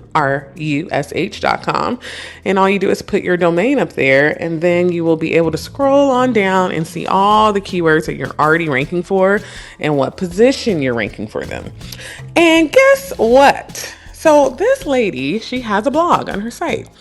And my assumption is that, it's just a fun thing, something she was doing, not really thinking like of business marketing etiquette that we're talking about today. Like, okay, I'm gonna have this blog, but how can I make sure this blog is like a funnel to all my other things? She wasn't thinking that. It's just like, oh, I love Ethiopian food and Ethiopian cooking, so I'm gonna make this blog.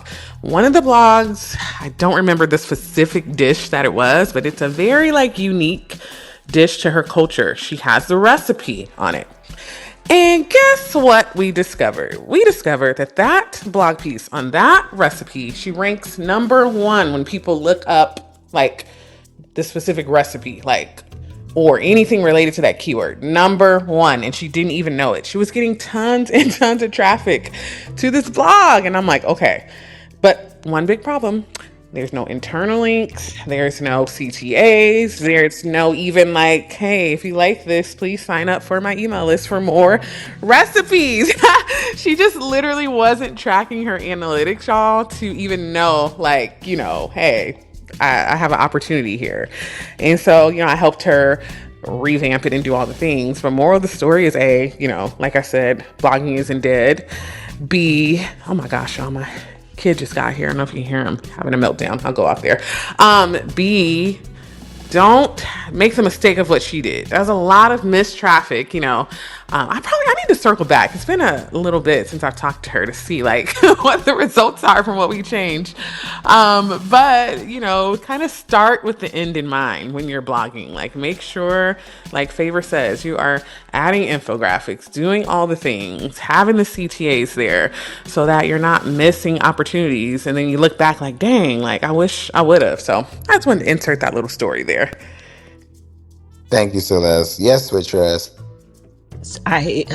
What Celeste said, 100%. And you also made a comment about like missing an opportunity with that traffic coming to your website. Something I thought of, it's another tip. Whenever I am featured in a podcast or press, or I know that a guest article I did on another site is coming out, I know that I'm going to get traffic from that feature, and especially because they are going to link back to my website. Now, if they just come, that's great, right? They get to my homepage, they can click around. But what I do, I make a follow-up post every time I'm featured somewhere. So if my podcast was on, I'm a theater performer, so if it was on just like navigating nightlife and theater as an artist, and I know that my article is coming out tomorrow, I will have already pre-written a blog post for my website that's like 7 more tips to navigating nightlife as a new performer. And these are additional things I did not mention on that podcast or something. So I make a companion blog post, making sure I'm including relevant SEO, and it helps me to target the traffic that is coming from that feature. Then I give them a call to action, which is like, here are a few more blog posts you may like. Here's my email list. Here's a YouTube video if you'd rather watch and listen. So yes, take advantage of your press features, your podcast features by writing a companion blog post when they come out. So good. Yeah, definitely. It changes everything, and it actually keeps you alert because you can see more results over time. And switchers, when you've seen these results, do you normally see the direct or even indirect response from what happens even months after it has been published? I do. the main thing that I see the bump on besides traffic is that people sign up for my email list, which is great because now I'm in their inbox, which is like being in their living room. And then the other bump that I see, well, they start following me in other places, right? Like, so YouTube subscription or follows go up, or Instagram, because they're just like, well, where else is she? Like, we want to see what else she has to say. So yeah, there I see immediate and long-term results. That's so good. Yeah, it definitely changes everything. It keeps your business even and your brand alive and allows more people to discover you because you have more places to be found and you actually reference it back to your site too. So yeah, it definitely has a big impact on that. Thank you so much for that insight too. I'm looking at the chat and I also see, Tracy, you said alt text and rename your photo. Yes, 100%. We talked about that too. Super, super important. It's so underrated, but it's super, super, super, super effective too.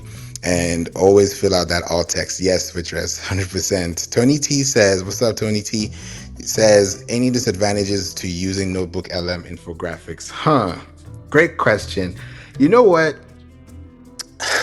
This is a good one. I will say this, right?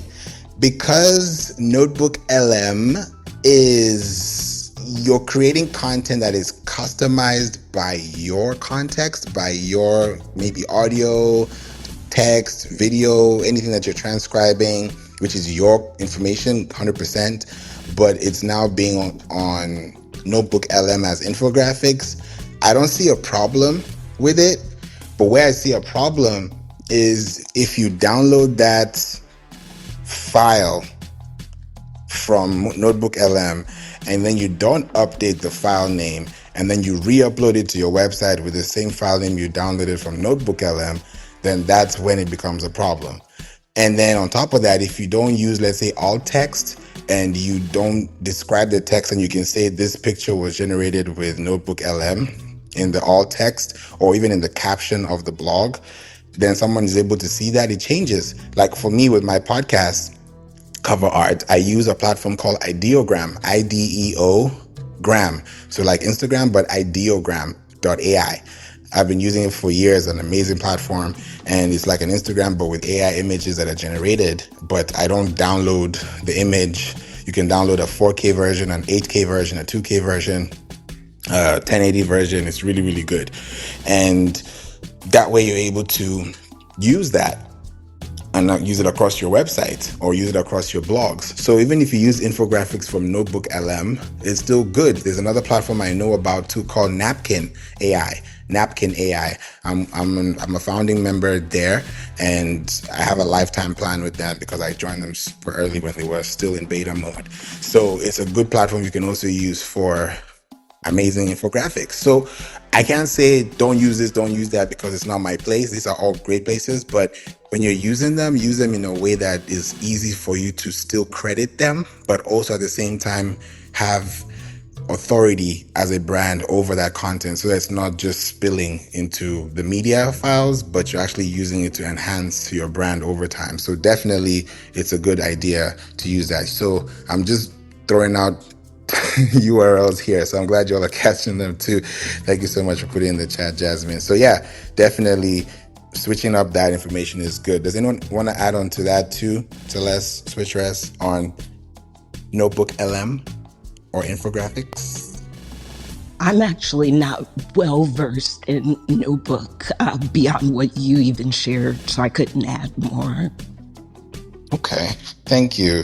This is really good. I love that we're asking these questions because that way we're able to go through them and see where it goes to.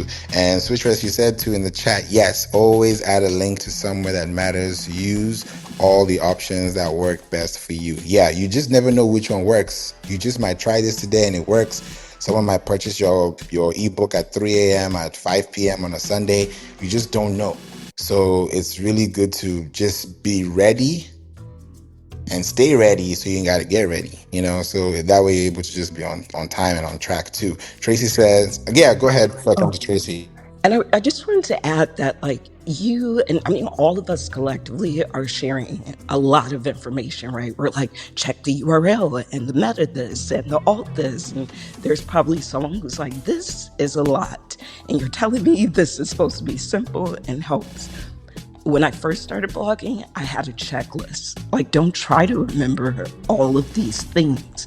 I made a checklist that listed each one, and I would go one by one. Okay, did I change the meta description? Okay, did I customize the domain name? Like, that's what helped me. So if you may be getting overwhelmed with all the things, make a list and use that as your Bible until you don't need it. And also, you could Google, there's tons of free lists out there too, but yeah, a list. You definitely can create it. You still need your Bible though, but you definitely need to have that, because you got to go back to the basics. Sometimes even when I hear these things, I'm like, yeah, this is true. We got to go back and still do it. Like even with musicians, when they are singing and they have to clear their throats and they're singing, do re mi fa sol la ti do, and they're going through that easy scaling, but it's voice training. So it's like we still go back to the basics. We still understand, we got to do this, which is good because we don't know everything. And the more we know, the more we don't know. So important, Switchers. Thank you so much for adding that too. It's like those little sauces that change. Like imagine just adding spice or sauce or gravy. It changes the whole taste. Your taste buds just literally come alive. So it's definitely very important to think about that too. Tracy says, is adding an internal link enough for a CTA, a call to action? I wouldn't say the word is enough, because internal links Celeste, are you hungry? Always. That's my damn problem. Oh my God, yeah, it's dinner time. It's dinner time, actually. So I hope you guys are enjoying the Jackie Chan sensation. So we got to do it like this. I mean, you're the one who started talking about sauce and gravy and stuff.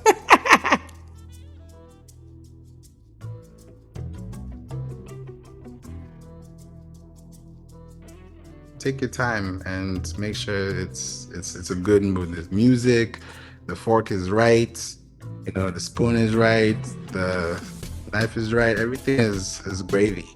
So we're good. It's definitely dinner time. So yeah, the gift also got me off guard too. So that's good. I love it. Yes, to your question, Tracy, about the internal links, and Jasmine's looking at me too. The internal links are not enough only because you also want to have a mixture of internal links and external links. And definitely that's which that you mentioned, Switchers, about not just having overwhelmed, because that's what normally people get, overwhelmed or even underwhelmed sometimes. But like you said, when you have that checklist and everything is put together, then it's like a rinse and repeat. It gets easier and easier and easier. Before you know it, it's a no-brainer, and you're just shooting hoops like Steph Curry, and you're just making 3-pointers, and it's a goal every time.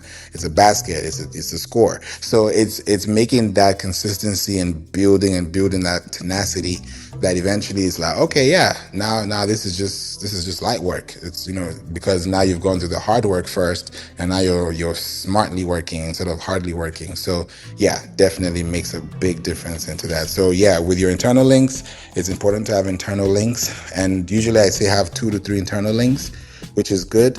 If you want to have external links, also make them 2 to 3. Sometimes people say, I don't want to externally connect to another website. Why would I send traffic to another website? You can send traffic to another website and add a no-follow tag. That's the solution. Or you don't even tag them at all and tag their LinkedIn or tag their Facebook or tag their, or if they have a Crunchbase or if they have a Wikipedia or whatever it is that they have, link to those pages, because those are the pages that you're also going to have within your external database, right? It's not just internal links, it's also external links. And then when you also create internal links, don't just put www.internal link. The goal is to use the exact URL and paste it there so that when it becomes a hyperlink or hyperlink, then you're coming from an accurate text.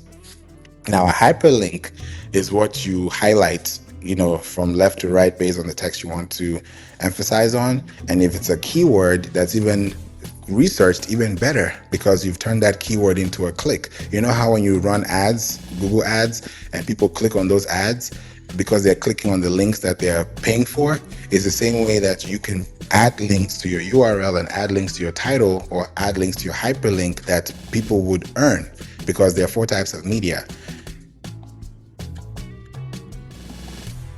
paid media, shared media, owned media, and earned media. So that earning is where you're getting more results because you've externally connected to different sites. I've posted articles about, here are your top 10 tools for this.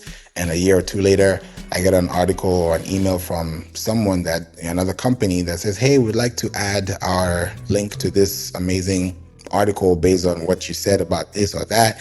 And would you like to add it? And I'm like, okay, yes or no, depending on what the platform is. So it's so important to add internal links and external links because it makes your article juicier. Let me just say it that way, because you're able to have more intellectual property, let me use it that way, within that web page. Because let's say you have 5 interlinks or external links or 5 internal links. Now all those links are leading you to different pages. So when we talked about pages per session, that's where that pages per session comes in. So if you say, oh, if you like this information, read more like here, or here's the information we talked about, or if you highlight the word, someone can see that it can be clickable. They click on it, it takes them to another page on your site, which is another article or another, maybe an about us or a contact us or services page or a product page or policy page or business page, whatever page it is. Then it's a good way to still internally connect people. If you don't want to connect to another website and you just have a strict policy, some people have that too, no external linking to other sites, that's totally fine. You can externally connect it to your website. And I'll say it this way, not your website, but your second party data website, which would be your facebook.com/your name. It would be linkedin.com/company/your name. It would be pinterest.com/your name or your tag. So you start having those specific tags back to your website and coming off of your website. Then you're now telling the algorithm that this page is coming from here. Even when you look at authors, an author of a podcast, you have to actually add the tag of an author so that you have the author post as you being the author of that episode. Then there's also an author of the published article, like Switcher has talked about guest posting. If you're featured, then you have a profile. That profile has a LinkedIn, it has an X, it has an Instagram, it has a link. It has a website link. So if you're featured on the site, that feature should go to your website because that's going to be considered as a backlink. Now, if you have a backlink, even better for you because you have a backlink that is not toxic. There are toxic backlinks and there are also non-toxic backlinks. And backlinks range from 0 to 100 based on domain authority. You may have 1 billion domains that are backlink to you, and it might have a 0 to 10 domain authority. So is that really a backlink? Not really. It's considered as a backlink technically, but it doesn't have the power of the threshold to keep it as a backlink because it might be toxic or it might have a high spam score. So these are the things to really consider when you're thinking about all these different things too. So yes, definitely to your question, Tracy, adding an internal link is not enough, but it's essential. But when you are able to accurately use that CTA and let people know where they're going to before they click on it, then you're actually increasing the desire. And I can also say, because we're having dinner, you're whetting their appetite. So you're able to give them more information before they even click through, because that's an experience in itself as well. Jasmine says, that's fire. I didn't know that you can customize your pop-ups that way. Yes, definitely it is. And yes, you can customize your blog URLs like Switcher says. You've changed your meta title. That's good. Thank you so much for that question, Tracy. Does anyone want to say anything, Celeste or Switchers, before I come to Tony? Tony also had a question too.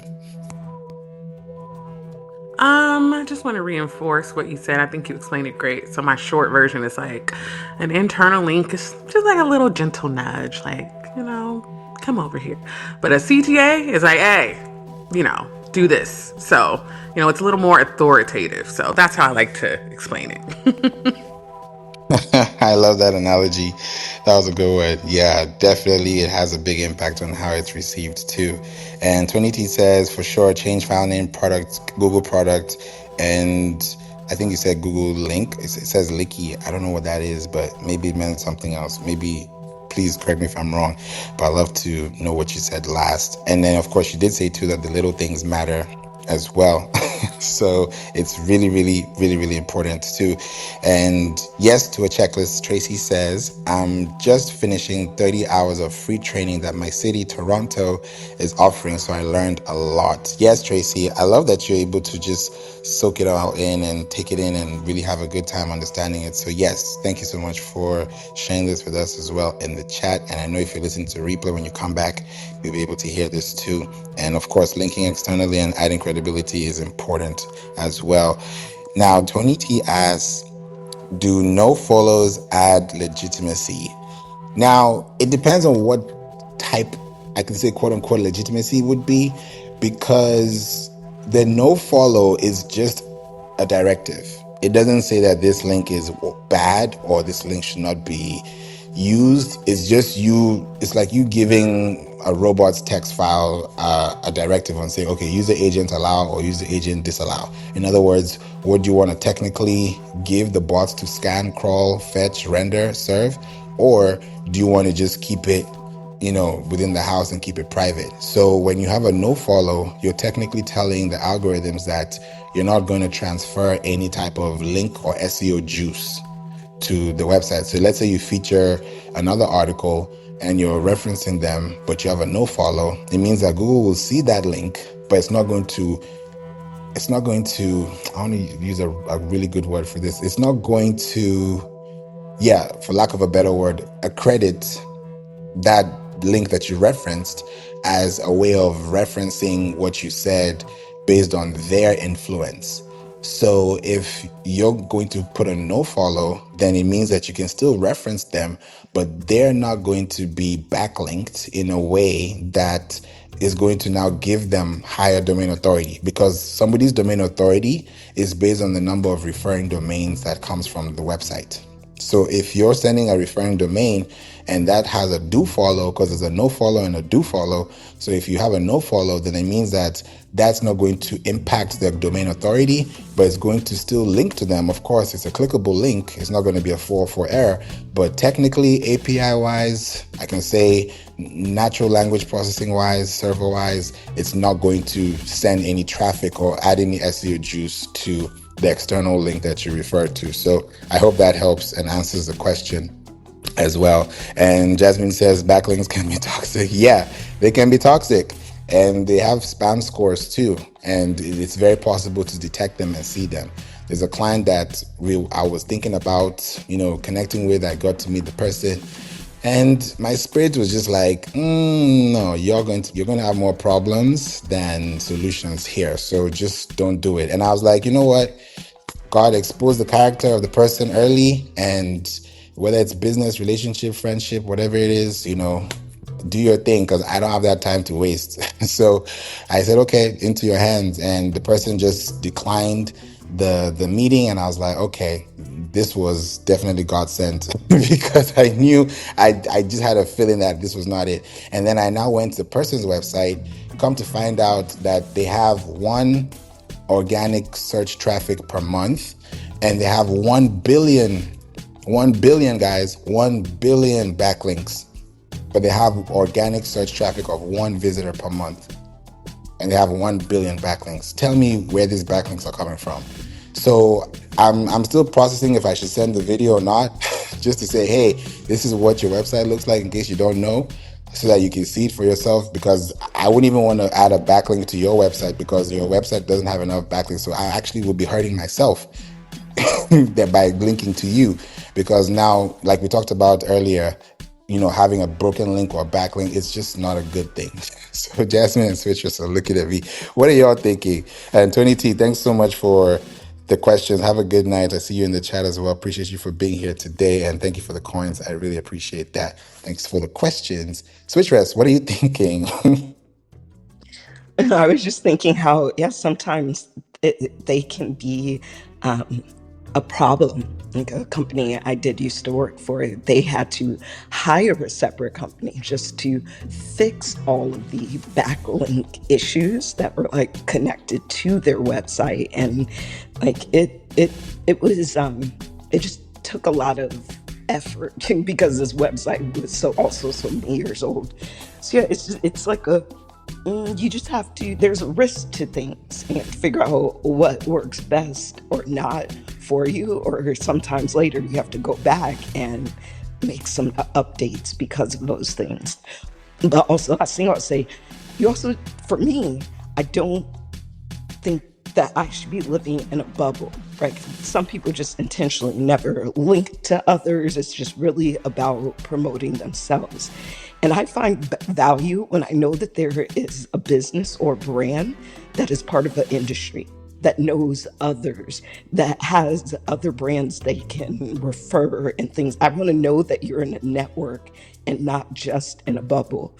And those links help, but be mindful. That is so true. Yeah, it plays a big role into everything and how we also position ourselves so that we don't get stuck in the goo, stuck in the abyss, because we were trying to get something done and now it's like 2 steps forward and 10 steps back. So it's very, very important. So thank you so much for giving us that insight too. Celeste, have you had any experience like that before, or something similar? Maybe a client or something you noticed in your industry? Oh yeah. And I'm not gonna give like a percentage, but I've just seen a very high number of clients that this happens to is because they want to take some kind of shortcut. They want to usually buy these backlinks. And Google's very smart, especially now in the year of our Lord 2026. You cannot take shortcuts when it comes to marketing. So yeah. The one thing I did want to say, listen, y'all, just crown me as the analogy queen. I had another one. So when I explain to people, so first of all, in my specific, so I talk about SEO, but my usual niche audience are people who are very untechnologically savvy. So I have to like come up with these analogies. So they're like, oh, I get it, right? So have you ever applied for a job? You know, there's a little line that says, who referred you, right? Well, usually you're going to put someone who has, good credibility at their job. They're on time, they do good work, and their boss, everybody pretty much likes them. Well, imagine you put like the employee who's about to get fired on there, right? The one who's always late, the boss can't stand them, they're just waiting for a reason to fire them. That is what a backlink represents, right? There's no way that you need to be linking to something that already has terrible credibility. So again, I usually see this when people are like, oh, I can buy 1,000 backlinks for $1.99. And then all of a sudden they're crying because their site is, in the trash can. So don't do that, y'all. Take my word for it. It's better to do this authentically and organically than try to take a weird shortcut. So that's all. Oh yeah, definitely. And that's what they call black hat SEO. And I'm not there because it's just a waste of money, time, resource, energy. It's just not good. It's like doing something that you could have done better, but you did it anyways without realizing that it could have been done better, and you just ignored the facts. So that is so true, Celeste. You just got me thinking about a client we worked with back in, this was 2019 or 2020, and they're based in Canada, and they were literally like on the hunt for backlinks. And I was like, I'm not going to give you backlinks, I'm going to give you organic traffic. And they didn't really understand the difference. And then when we continued, they were like, okay, we get it. But they were trying to buy backlinks, and it's like backlinks was like the scratch of the day. So I was like, okay, you know what? I'm not even going to entertain this. Y'all have a wonderful time. Go find your backlinks, because I don't want to be the reason why when this traffic drops or dips, I'm the one that y'all are coming to. I don't want to be responsible because I wasn't even the one that started that to begin with. So you look at those things and you're like, nah, you can understand that somebody wants to buy them so bad that they don't want to earn them. And by the time you're gaining them and you didn't even prove your sustainability or credibility, eventually another core update is going to happen and your website just gets dinged, and now you lose your traffic, you lose your value, and then on top of that you get blacklisted, you get debunked, you get de-ranked. Like, it's just not a good feeling at all. So also think about what you put in. Like, you are what you eat, so you don't want to put poison because it's harmful, so don't poison your website because you want to have a fun day or you want to have 15 minutes of pleasure. You don't want to have that. You have to be very specific and very thoughtful, because energy is transferred. It's not deleted, it's not removed, it's not added, it's transferred. So very important. We're talking about business marketing etiquette. So I think this is the reason why we talk about this type of conversations in the room too. So thank you so much for the applause and the fire, Celeste and Jasmine. There's something I want to share with y'all, and that's in this stats that we talked about that I don't think we have even covered, which I think would be really good to cover as well, tonight. And I'll read two of them, which are very important. Now, one says websites that blog have 434% more index pages, which is true. And another update I see here is updating old blogs can improve search rankings by up to 70%. So just think about these two that I mentioned. Imagine having more index pages, more blogs, more content. On top of that, you're updating old content that you published weeks ago, months ago, years ago, and you have a fresh and consistent site. It plays a big role. Just think about your social media posts, for example. Just think about this. Like, I want us to just picture this. If you go to Instagram, let's take Instagram for instance, and you go to your profile. You can do this if you're listening. Go to Instagram.com, go to your app on Instagram, go to your profile. And then when you hit your profile, scroll all the way down to your very first page, your very first post, whenever it was. That post has a date on it. And that date was when you last published that post. Now, this is why I'm being very specific with this 434%, just to show you the amount of traffic you could get if you just focused on your website, including your social media into the mix. That post that you made for the very first time on Instagram has a date. Let's say you posted that post, let's say it was April 21st, 2013, right? Let's say that's when you posted that post on Instagram. That post is still there on Instagram, right? And if it's still there on Instagram, it means that it's still active, but nobody's going to that last post. Even you had to scroll all the way down to get to that last post, or that first post, really. And when you got to that post, you have a date stamp on there. But guess what? You can't update that post. You can't give it a last modified, but you know where you can give it a last modified? On your website. So if you take that same website, take that Instagram.com on your desktop, copy the embed code, and then you paste that code into your website and you create an article about that first post, then you have revived that early post that you made, because you can update it on your first party data site, which is your website, because you can't update it or modify it on a second party data platform, which is Instagram. I hope this did not confuse anybody, but this is how you're able to do blogging best practices. Just take this one task I've just said and do it, and rinse and repeat it for any other platform, any other social media. Just like Switcher said, checklist it, jot it down. Make sure that you're knowing, okay, if it's not Instagram, it's LinkedIn. If it's not LinkedIn, it's this, it's that. You're able to now create that consistently and can actually boost your traffic. So that's where that 434% comes in. And imagine doing that every week. Or you create content at first and it loads. Just like with podcasts, if you publish an episode every hour or every other hour or every cadence that is a close cycle, let's say you have a short cycle of every 12 hours or every 24 hours compared to every 48 hours or every 72 hours. Because you publish every hour within those hours on a shorter cycle, you have a larger ping because you keep refreshing the cycle every single time. So imagine the more times you refresh your cycle in a year, the more traffic you get because you have a refreshing rate, or you have a refresh rate. And now with algorithms, with AI, they're looking for the last modified date. They're looking for the last updated information. Yes, your post could be 3 months old, but it's still recent because the last post that was published that people knew was 3 years ago. So your content is still valid, it still matters, but it needs to be positioned in a place that people can still find it, because no one's going to find your post on Instagram if they scroll to the first page, if they're going to do that for every other post that they have to do, especially if you have 1,000 posts on Instagram or 10,000 posts on Instagram. To find that one post is going to be like searching in an ocean. You're going to be looking for gold, and you might find it, but it's going to take a long time to definitely, show up as well. So what are your thoughts on that, Celeste and Switchers?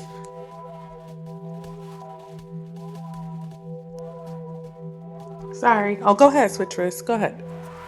I'm even still thinking about it. Go ahead. Point you made about updating the blogs, because again, as someone who's just always on looking at SEO trends, I have seen like when people are like updated version, that a lot of times Google will re-rank you for that. So don't be afraid to like basically repurpose your old content, but actually do it. Like, I'm kind of not a fan of people who do things like just to rank. Like, definitely try to put some updated information in there, try to make it relevant to the current times, like whatever you can do to really show like you put a little bit of thought into it. So I love that point. I definitely agree with that. Everything that you said. You were talking about even taking old social media posts and finding a way to connect that to the website. Like, I hadn't even thought about that. So I think that's why it took me a moment, because I'm like, okay, let me add that to my projects to do. But even just in the broader topic of updating those older posts on your website, again, I agree. Because some of them can be outdated. I mentioned earlier how I was linking to a few resources and they were no longer available. But I also think about, I think it was in 2021, or no, I don't know, a little after pandemic time, I was getting ready to travel to Denver for 2 weeks for a theater trip. And in preparation, because I just want to promote myself as an artist and the company bringing me out, I think it was like a series of 10 blog posts covering, it was like a travel series on things to do in Denver. One blog post was like, and this was all stuff I like to do again. So it wasn't just me trying to rank. This was like my authentic potential travel plans. One post was on, 10 of the artsy creative things to do in Denver. Another one was like, here are 6 amazing dance classes I found you could take in Denver. So I did that. And really, that was just helping me prep and plan. But I also knew it would hit people who are searching for travel info. Long story short, a few months ago, again, as I'm looking at all of my stats and reports, I see that I am getting a lot of traffic from Denver. Like, that is one of the highest cities that are coming to my website. Click more, I find out they're looking for my info, the series I wrote. And while I wrote that series for a few years ago to market myself and to help my travel plans, it's evergreen. Like, every day, people are traveling to Denver looking for something to do. Every day, there are people who have lived in Denver looking for something different to do. Because of that, I did go back and update the whole series. Like, there were a few things outdated, and I needed to take the year off of it, all that kind of stuff. And in updating it, I feel better because I have all this traffic coming from it, and I needed to make sure I was showing the right, accurate things. So I agree. Update those old posts. It's so good. Thank you so much for that, Switchers. Yeah, the updating piece is so good because when you update that article, it's refreshed. It's like taking a hot shower. It's like getting into a jacuzzi and just enjoying and just taking some time with some bath bombs and relaxing, some music. That's literally it. Like, I want to give you analogies. I think when Celeste you say you're the queen of analogies, I can say I can be a king of analogies, because if you just imagine that, and thanks for the applause, Switch Rest, and you think about that, you've had a long shower, you're going to sleep good, you're going to feel good, you're going to smell good, because you've refreshed your body, you've refreshed your mind, right? And if you refresh your website, refresh your webpage, refresh your content, repurpose your content, let more people see it that haven't had a chance to see it, send it in an email, put it on a podcast, put it in a link, put it on Reddit, go to Quora, post it, talk about it on a show, cite it, talk about it somewhere, put it in an ebook, put it in a book. Eventually someone's going to see it, and then eventually they'll reference you because you've been able to reference them. It's so good. And sharing is caring. That's why it's called social media. It's shared media. We share content. Like this post, comment, subscribe, follow, comment. That is social media. That's social currency. We're on Clubhouse, social audio. So communication is key. And if we can't communicate, then the message was not received.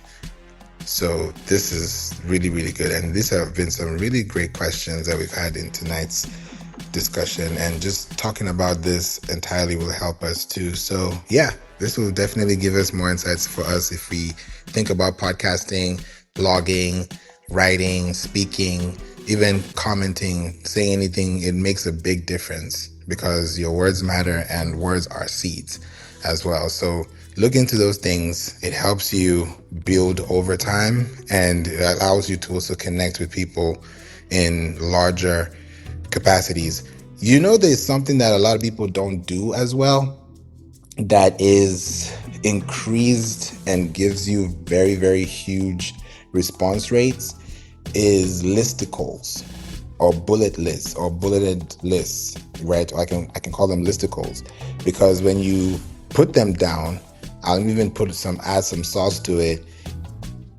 FAQs, add frequently asked questions. These are things that are little nuggets that you put in the ocean that creates a big wave. And then someone's asking a question to Siri or Alexa, and it's citing your question answer that you gave in there. And it allows you to become the respondent or the first respondent because you put it in a blog, because you put it in context, because you put it in writing.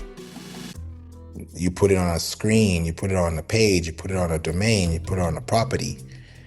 So these things are very important. It's business marketing etiquette. And if you can blog and you do blogging and you're doing blogging as a business, then the best practice is to put these things and connect to these things somewhere. If you're a business, you can say, hey, do you serve locally? Yes, we do.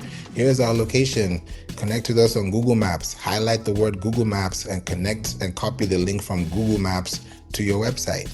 Or embed the map from Google Maps and bring it to your website so people can see the map. So if they're local, they can say, okay, let me click on the link, and they can add it to their Google Maps. Even now, there's something called Ask Maps on Google Maps.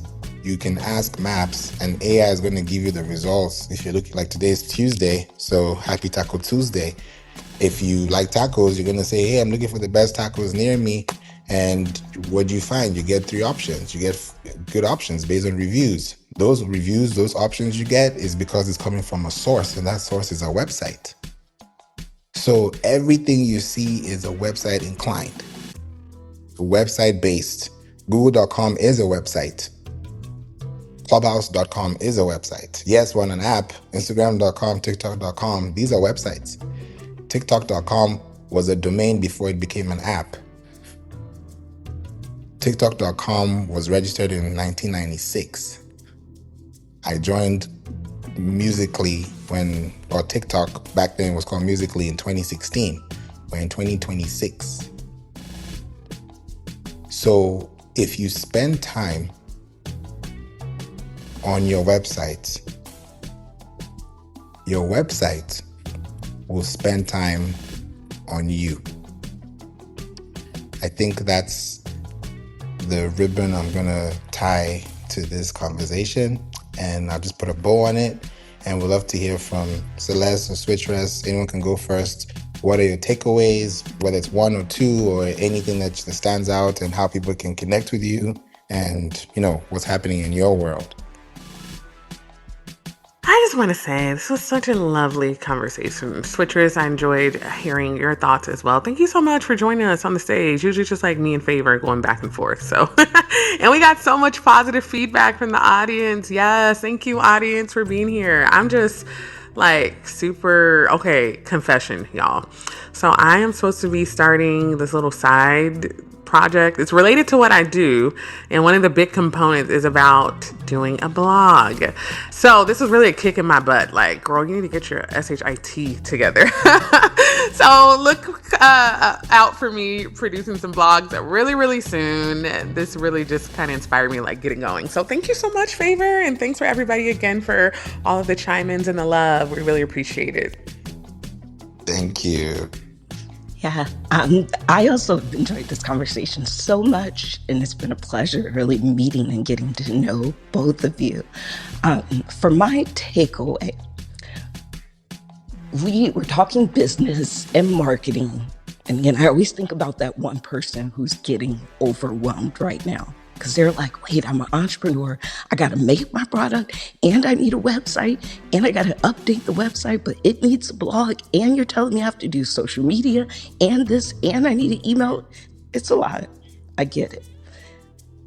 I'm going to use one example. Say I sell journals. That is what I do, and I have that website. I am going to use my blog, one, to be my main source of content. And when I write my article, I'm not even thinking about, now I got to create something else for social media. No, you can use your article also as that content. Pull a quote from the article and make that a graphic that you share and such. So really, as they emphasize, repurposing your content, but keep like the blog as the main place that starts to decipher all the information that's featured. And it brings the traffic back. Last thing I'll say about this is, because in thinking about social media, there are so many people where their brands and accounts are removed for whatever reason. There are also platforms that just disappear. You've spent 10 years in building up 70,000 followers on Instagram, all that content, you've written all the posts, all that stuff, and now it's gone because the platform just doesn't exist anymore. This is, again, why having your website and your blog is key. Because when these platforms go down for the day or they're just tripping, I don't really freak out about it, because I know all my stuff is still on my website and people can still go there. Your website and your blog is your home. Take care of your home, please. Where you can find me on the app. I know my name is Switchers, but it's Switchers Sheole. And if you're just following my profile or something, it links to my website and all those things. But I definitely will be back in the room just to listen and learn more. Thank you so much, Sheole. This was definitely a great conversation, and thanks for sharing and pouring into the room. This was lovely, and these rooms and conversations don't just happen with one person. It's all of us. It's how we all connect, and it's beautiful because we're able to be here and share so much information. So yes, I'm definitely going to be here, and this room is courtesy of Jasmine. So shout out to you, Jasmine, because we had a room last week, I believe, and I was like, what do you guys want to talk about next? And she's like, talks about blogging. And I said, okay, there we go. So this is a whole room on this. So I got to give you your flowers and thank you for that. So guys, yes, if you want to hear any conversations about what you want to talk about or what you want to discuss, put it in the chat. Let us talk about it.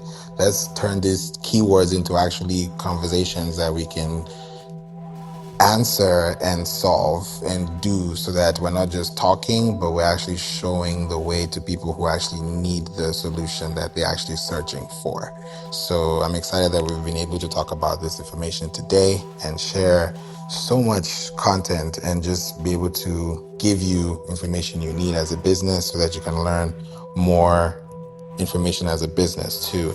So Switch Rest says turn keywords into conversations. That's a bar. Yep. Yes, it is. It's so good. I'm happy that we're here to make sure that we're able to connect as well. And thank you, Denny, as well. I saw you say as well. Thank you, Favour. Appreciate you for being here with us. Jasmine says how to build credible backlinks. That's a good one. Yeah, this would be a perfect segue for that too, because there's a room I'm going to be talking about tomorrow on content marketing versus content signals.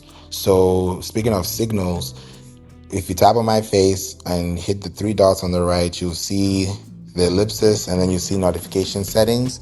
Turn that to always so that when I turn on the room, when I'm coming in here, you'll be able to get a notification and you'll get a signal.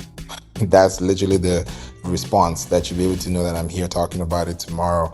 And we'll talk about content marketing, and that way I can also bring in the conversation about backlinks and what that means, like toxic backlinks, spam score, portfolios. What does that mean? Because people talk about backlinks and people don't even know what a backlink is. You might get a no follow backlink and you're excited when it could have been a do follow backlink with a citation or with something else to come with it. So it's a lot of things that we have to think about and know how to position ourselves, and what do we even consider as a backlink, and what do we know if it's a backlink? Is it a secure backlink? Is it non-secure? Is it a 404? What are we getting into? Because backlinks can be helpful or they could be harmful, because those backlinks is like the backbone. It's like if you're backing right, then it's going to be hard for you to do things. So you have to have a strong back so that you can be able to lift things, you can be able to move, you can be able to be strong. So it's literally your health, it's everything. So yeah, we'll definitely talk about the strength of your website and how you can actually use that backlink with content signals and content marketing to actually gain momentum over time, and definitely using quotes, expert quotes, and things like that will allow you to also show up online, because that word you said, too credible, is amazing. It changes everything. And switch rest, I think it's because when I say metaphors, it's because I'm a drummer, self-taught drummer, and I also produce music. And on my podcast, the We Don't Play podcast show as well, I have 660 episodes plus, and we're literally knocking on 700 episodes. So I'm excited to get there before August, which is going to be 7 years on August 12th. And I'm excited because with music, as a writer, I'm a songwriter, and I'm very, big on beats and bars and cadences. So whenever I'm able to describe these things, I just turn my music hat on and, bring this sound so that people can connect and love the vibe, so that they can also understand it on a deeper level, just beyond the jargon. So I'm always here to make sure I can, connect the dots. You say now it makes sense. Yeah. Thank you.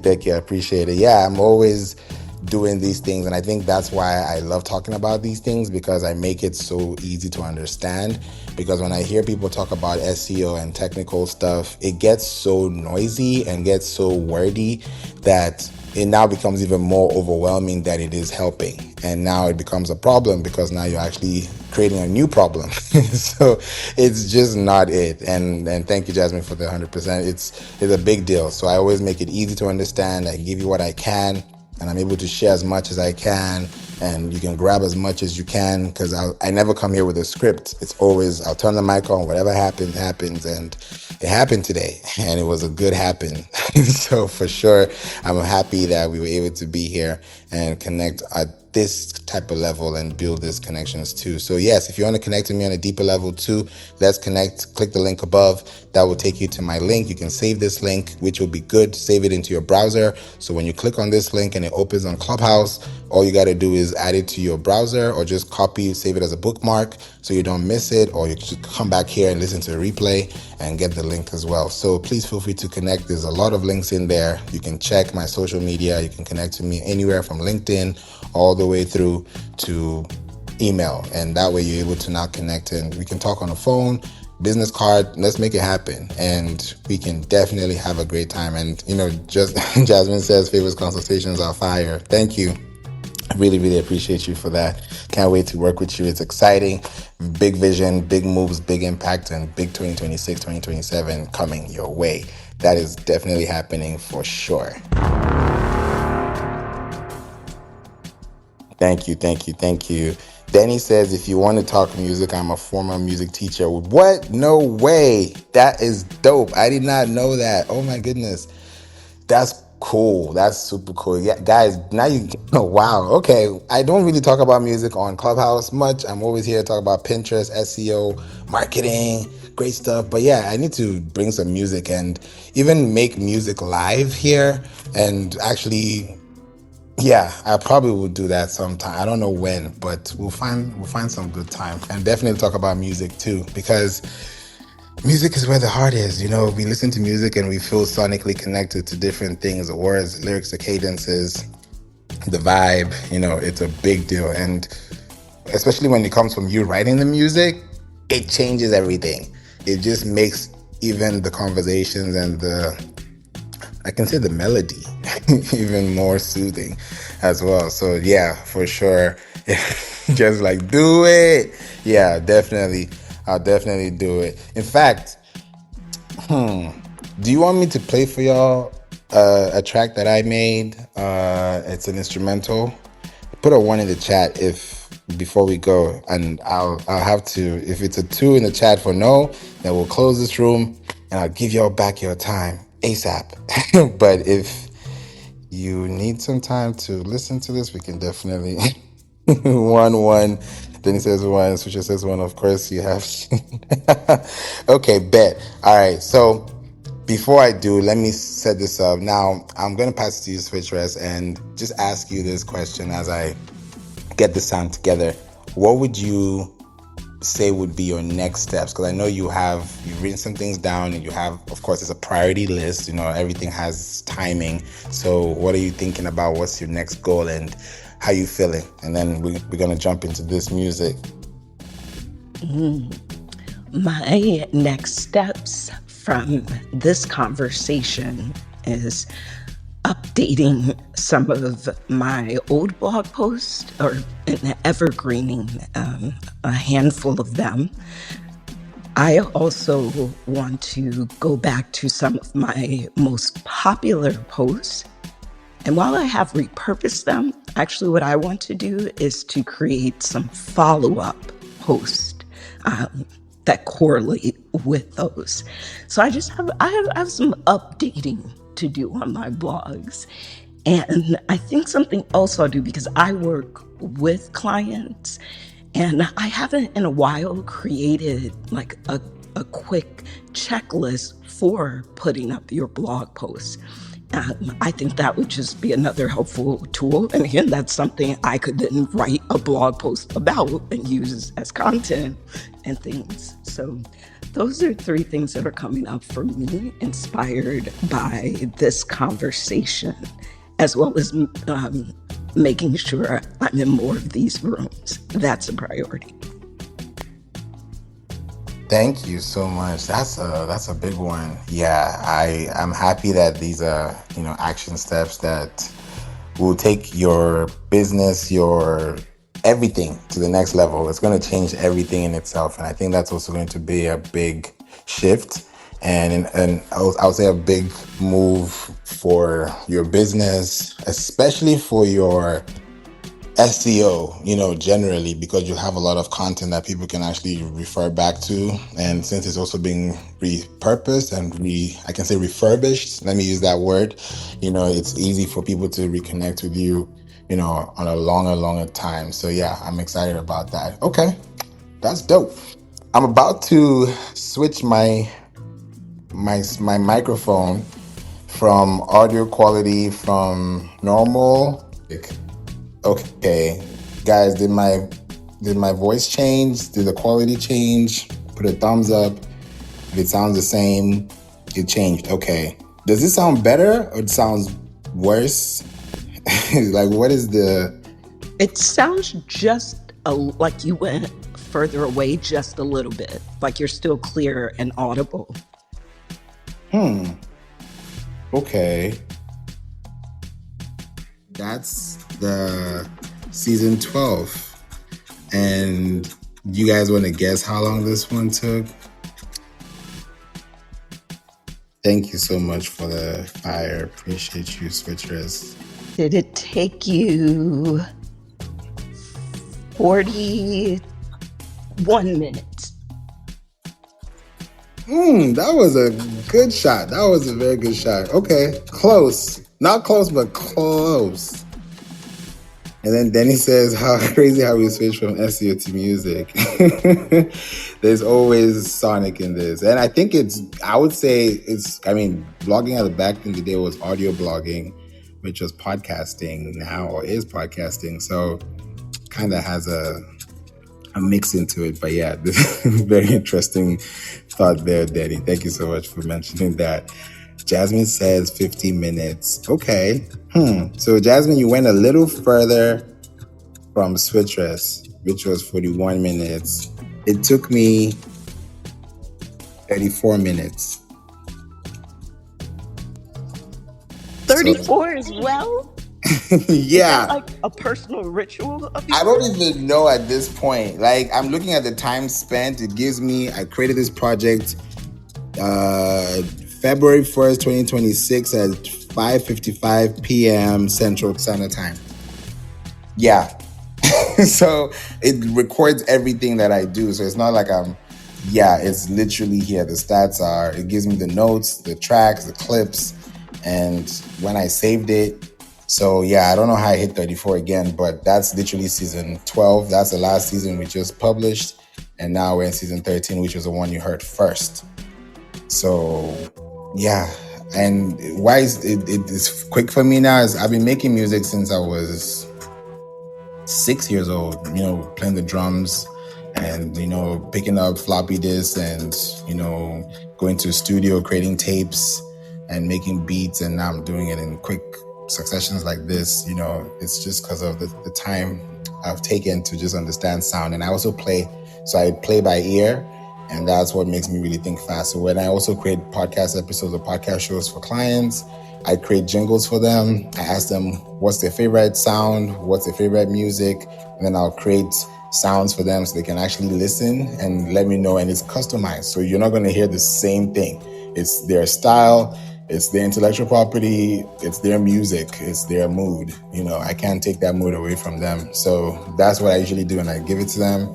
They have it forever. They have the stems. If they want to commercialize it, trademark it, whatever it is, it's theirs. So yeah, it's giving, and it's definitely love that we love to share here. So I'm glad that I was able to bring in some music side of the SEO marketing club, and this was definitely a good one. So thank you so much for being a great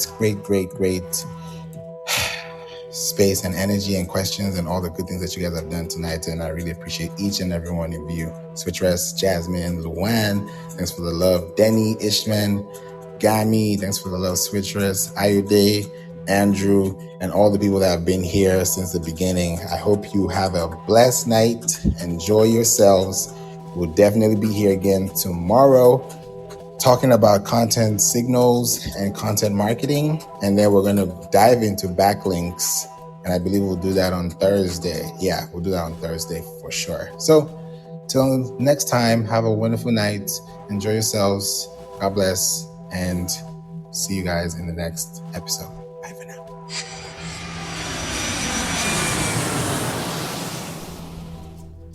Welcome to season 13, where you listen, you live, you learn, and you earn.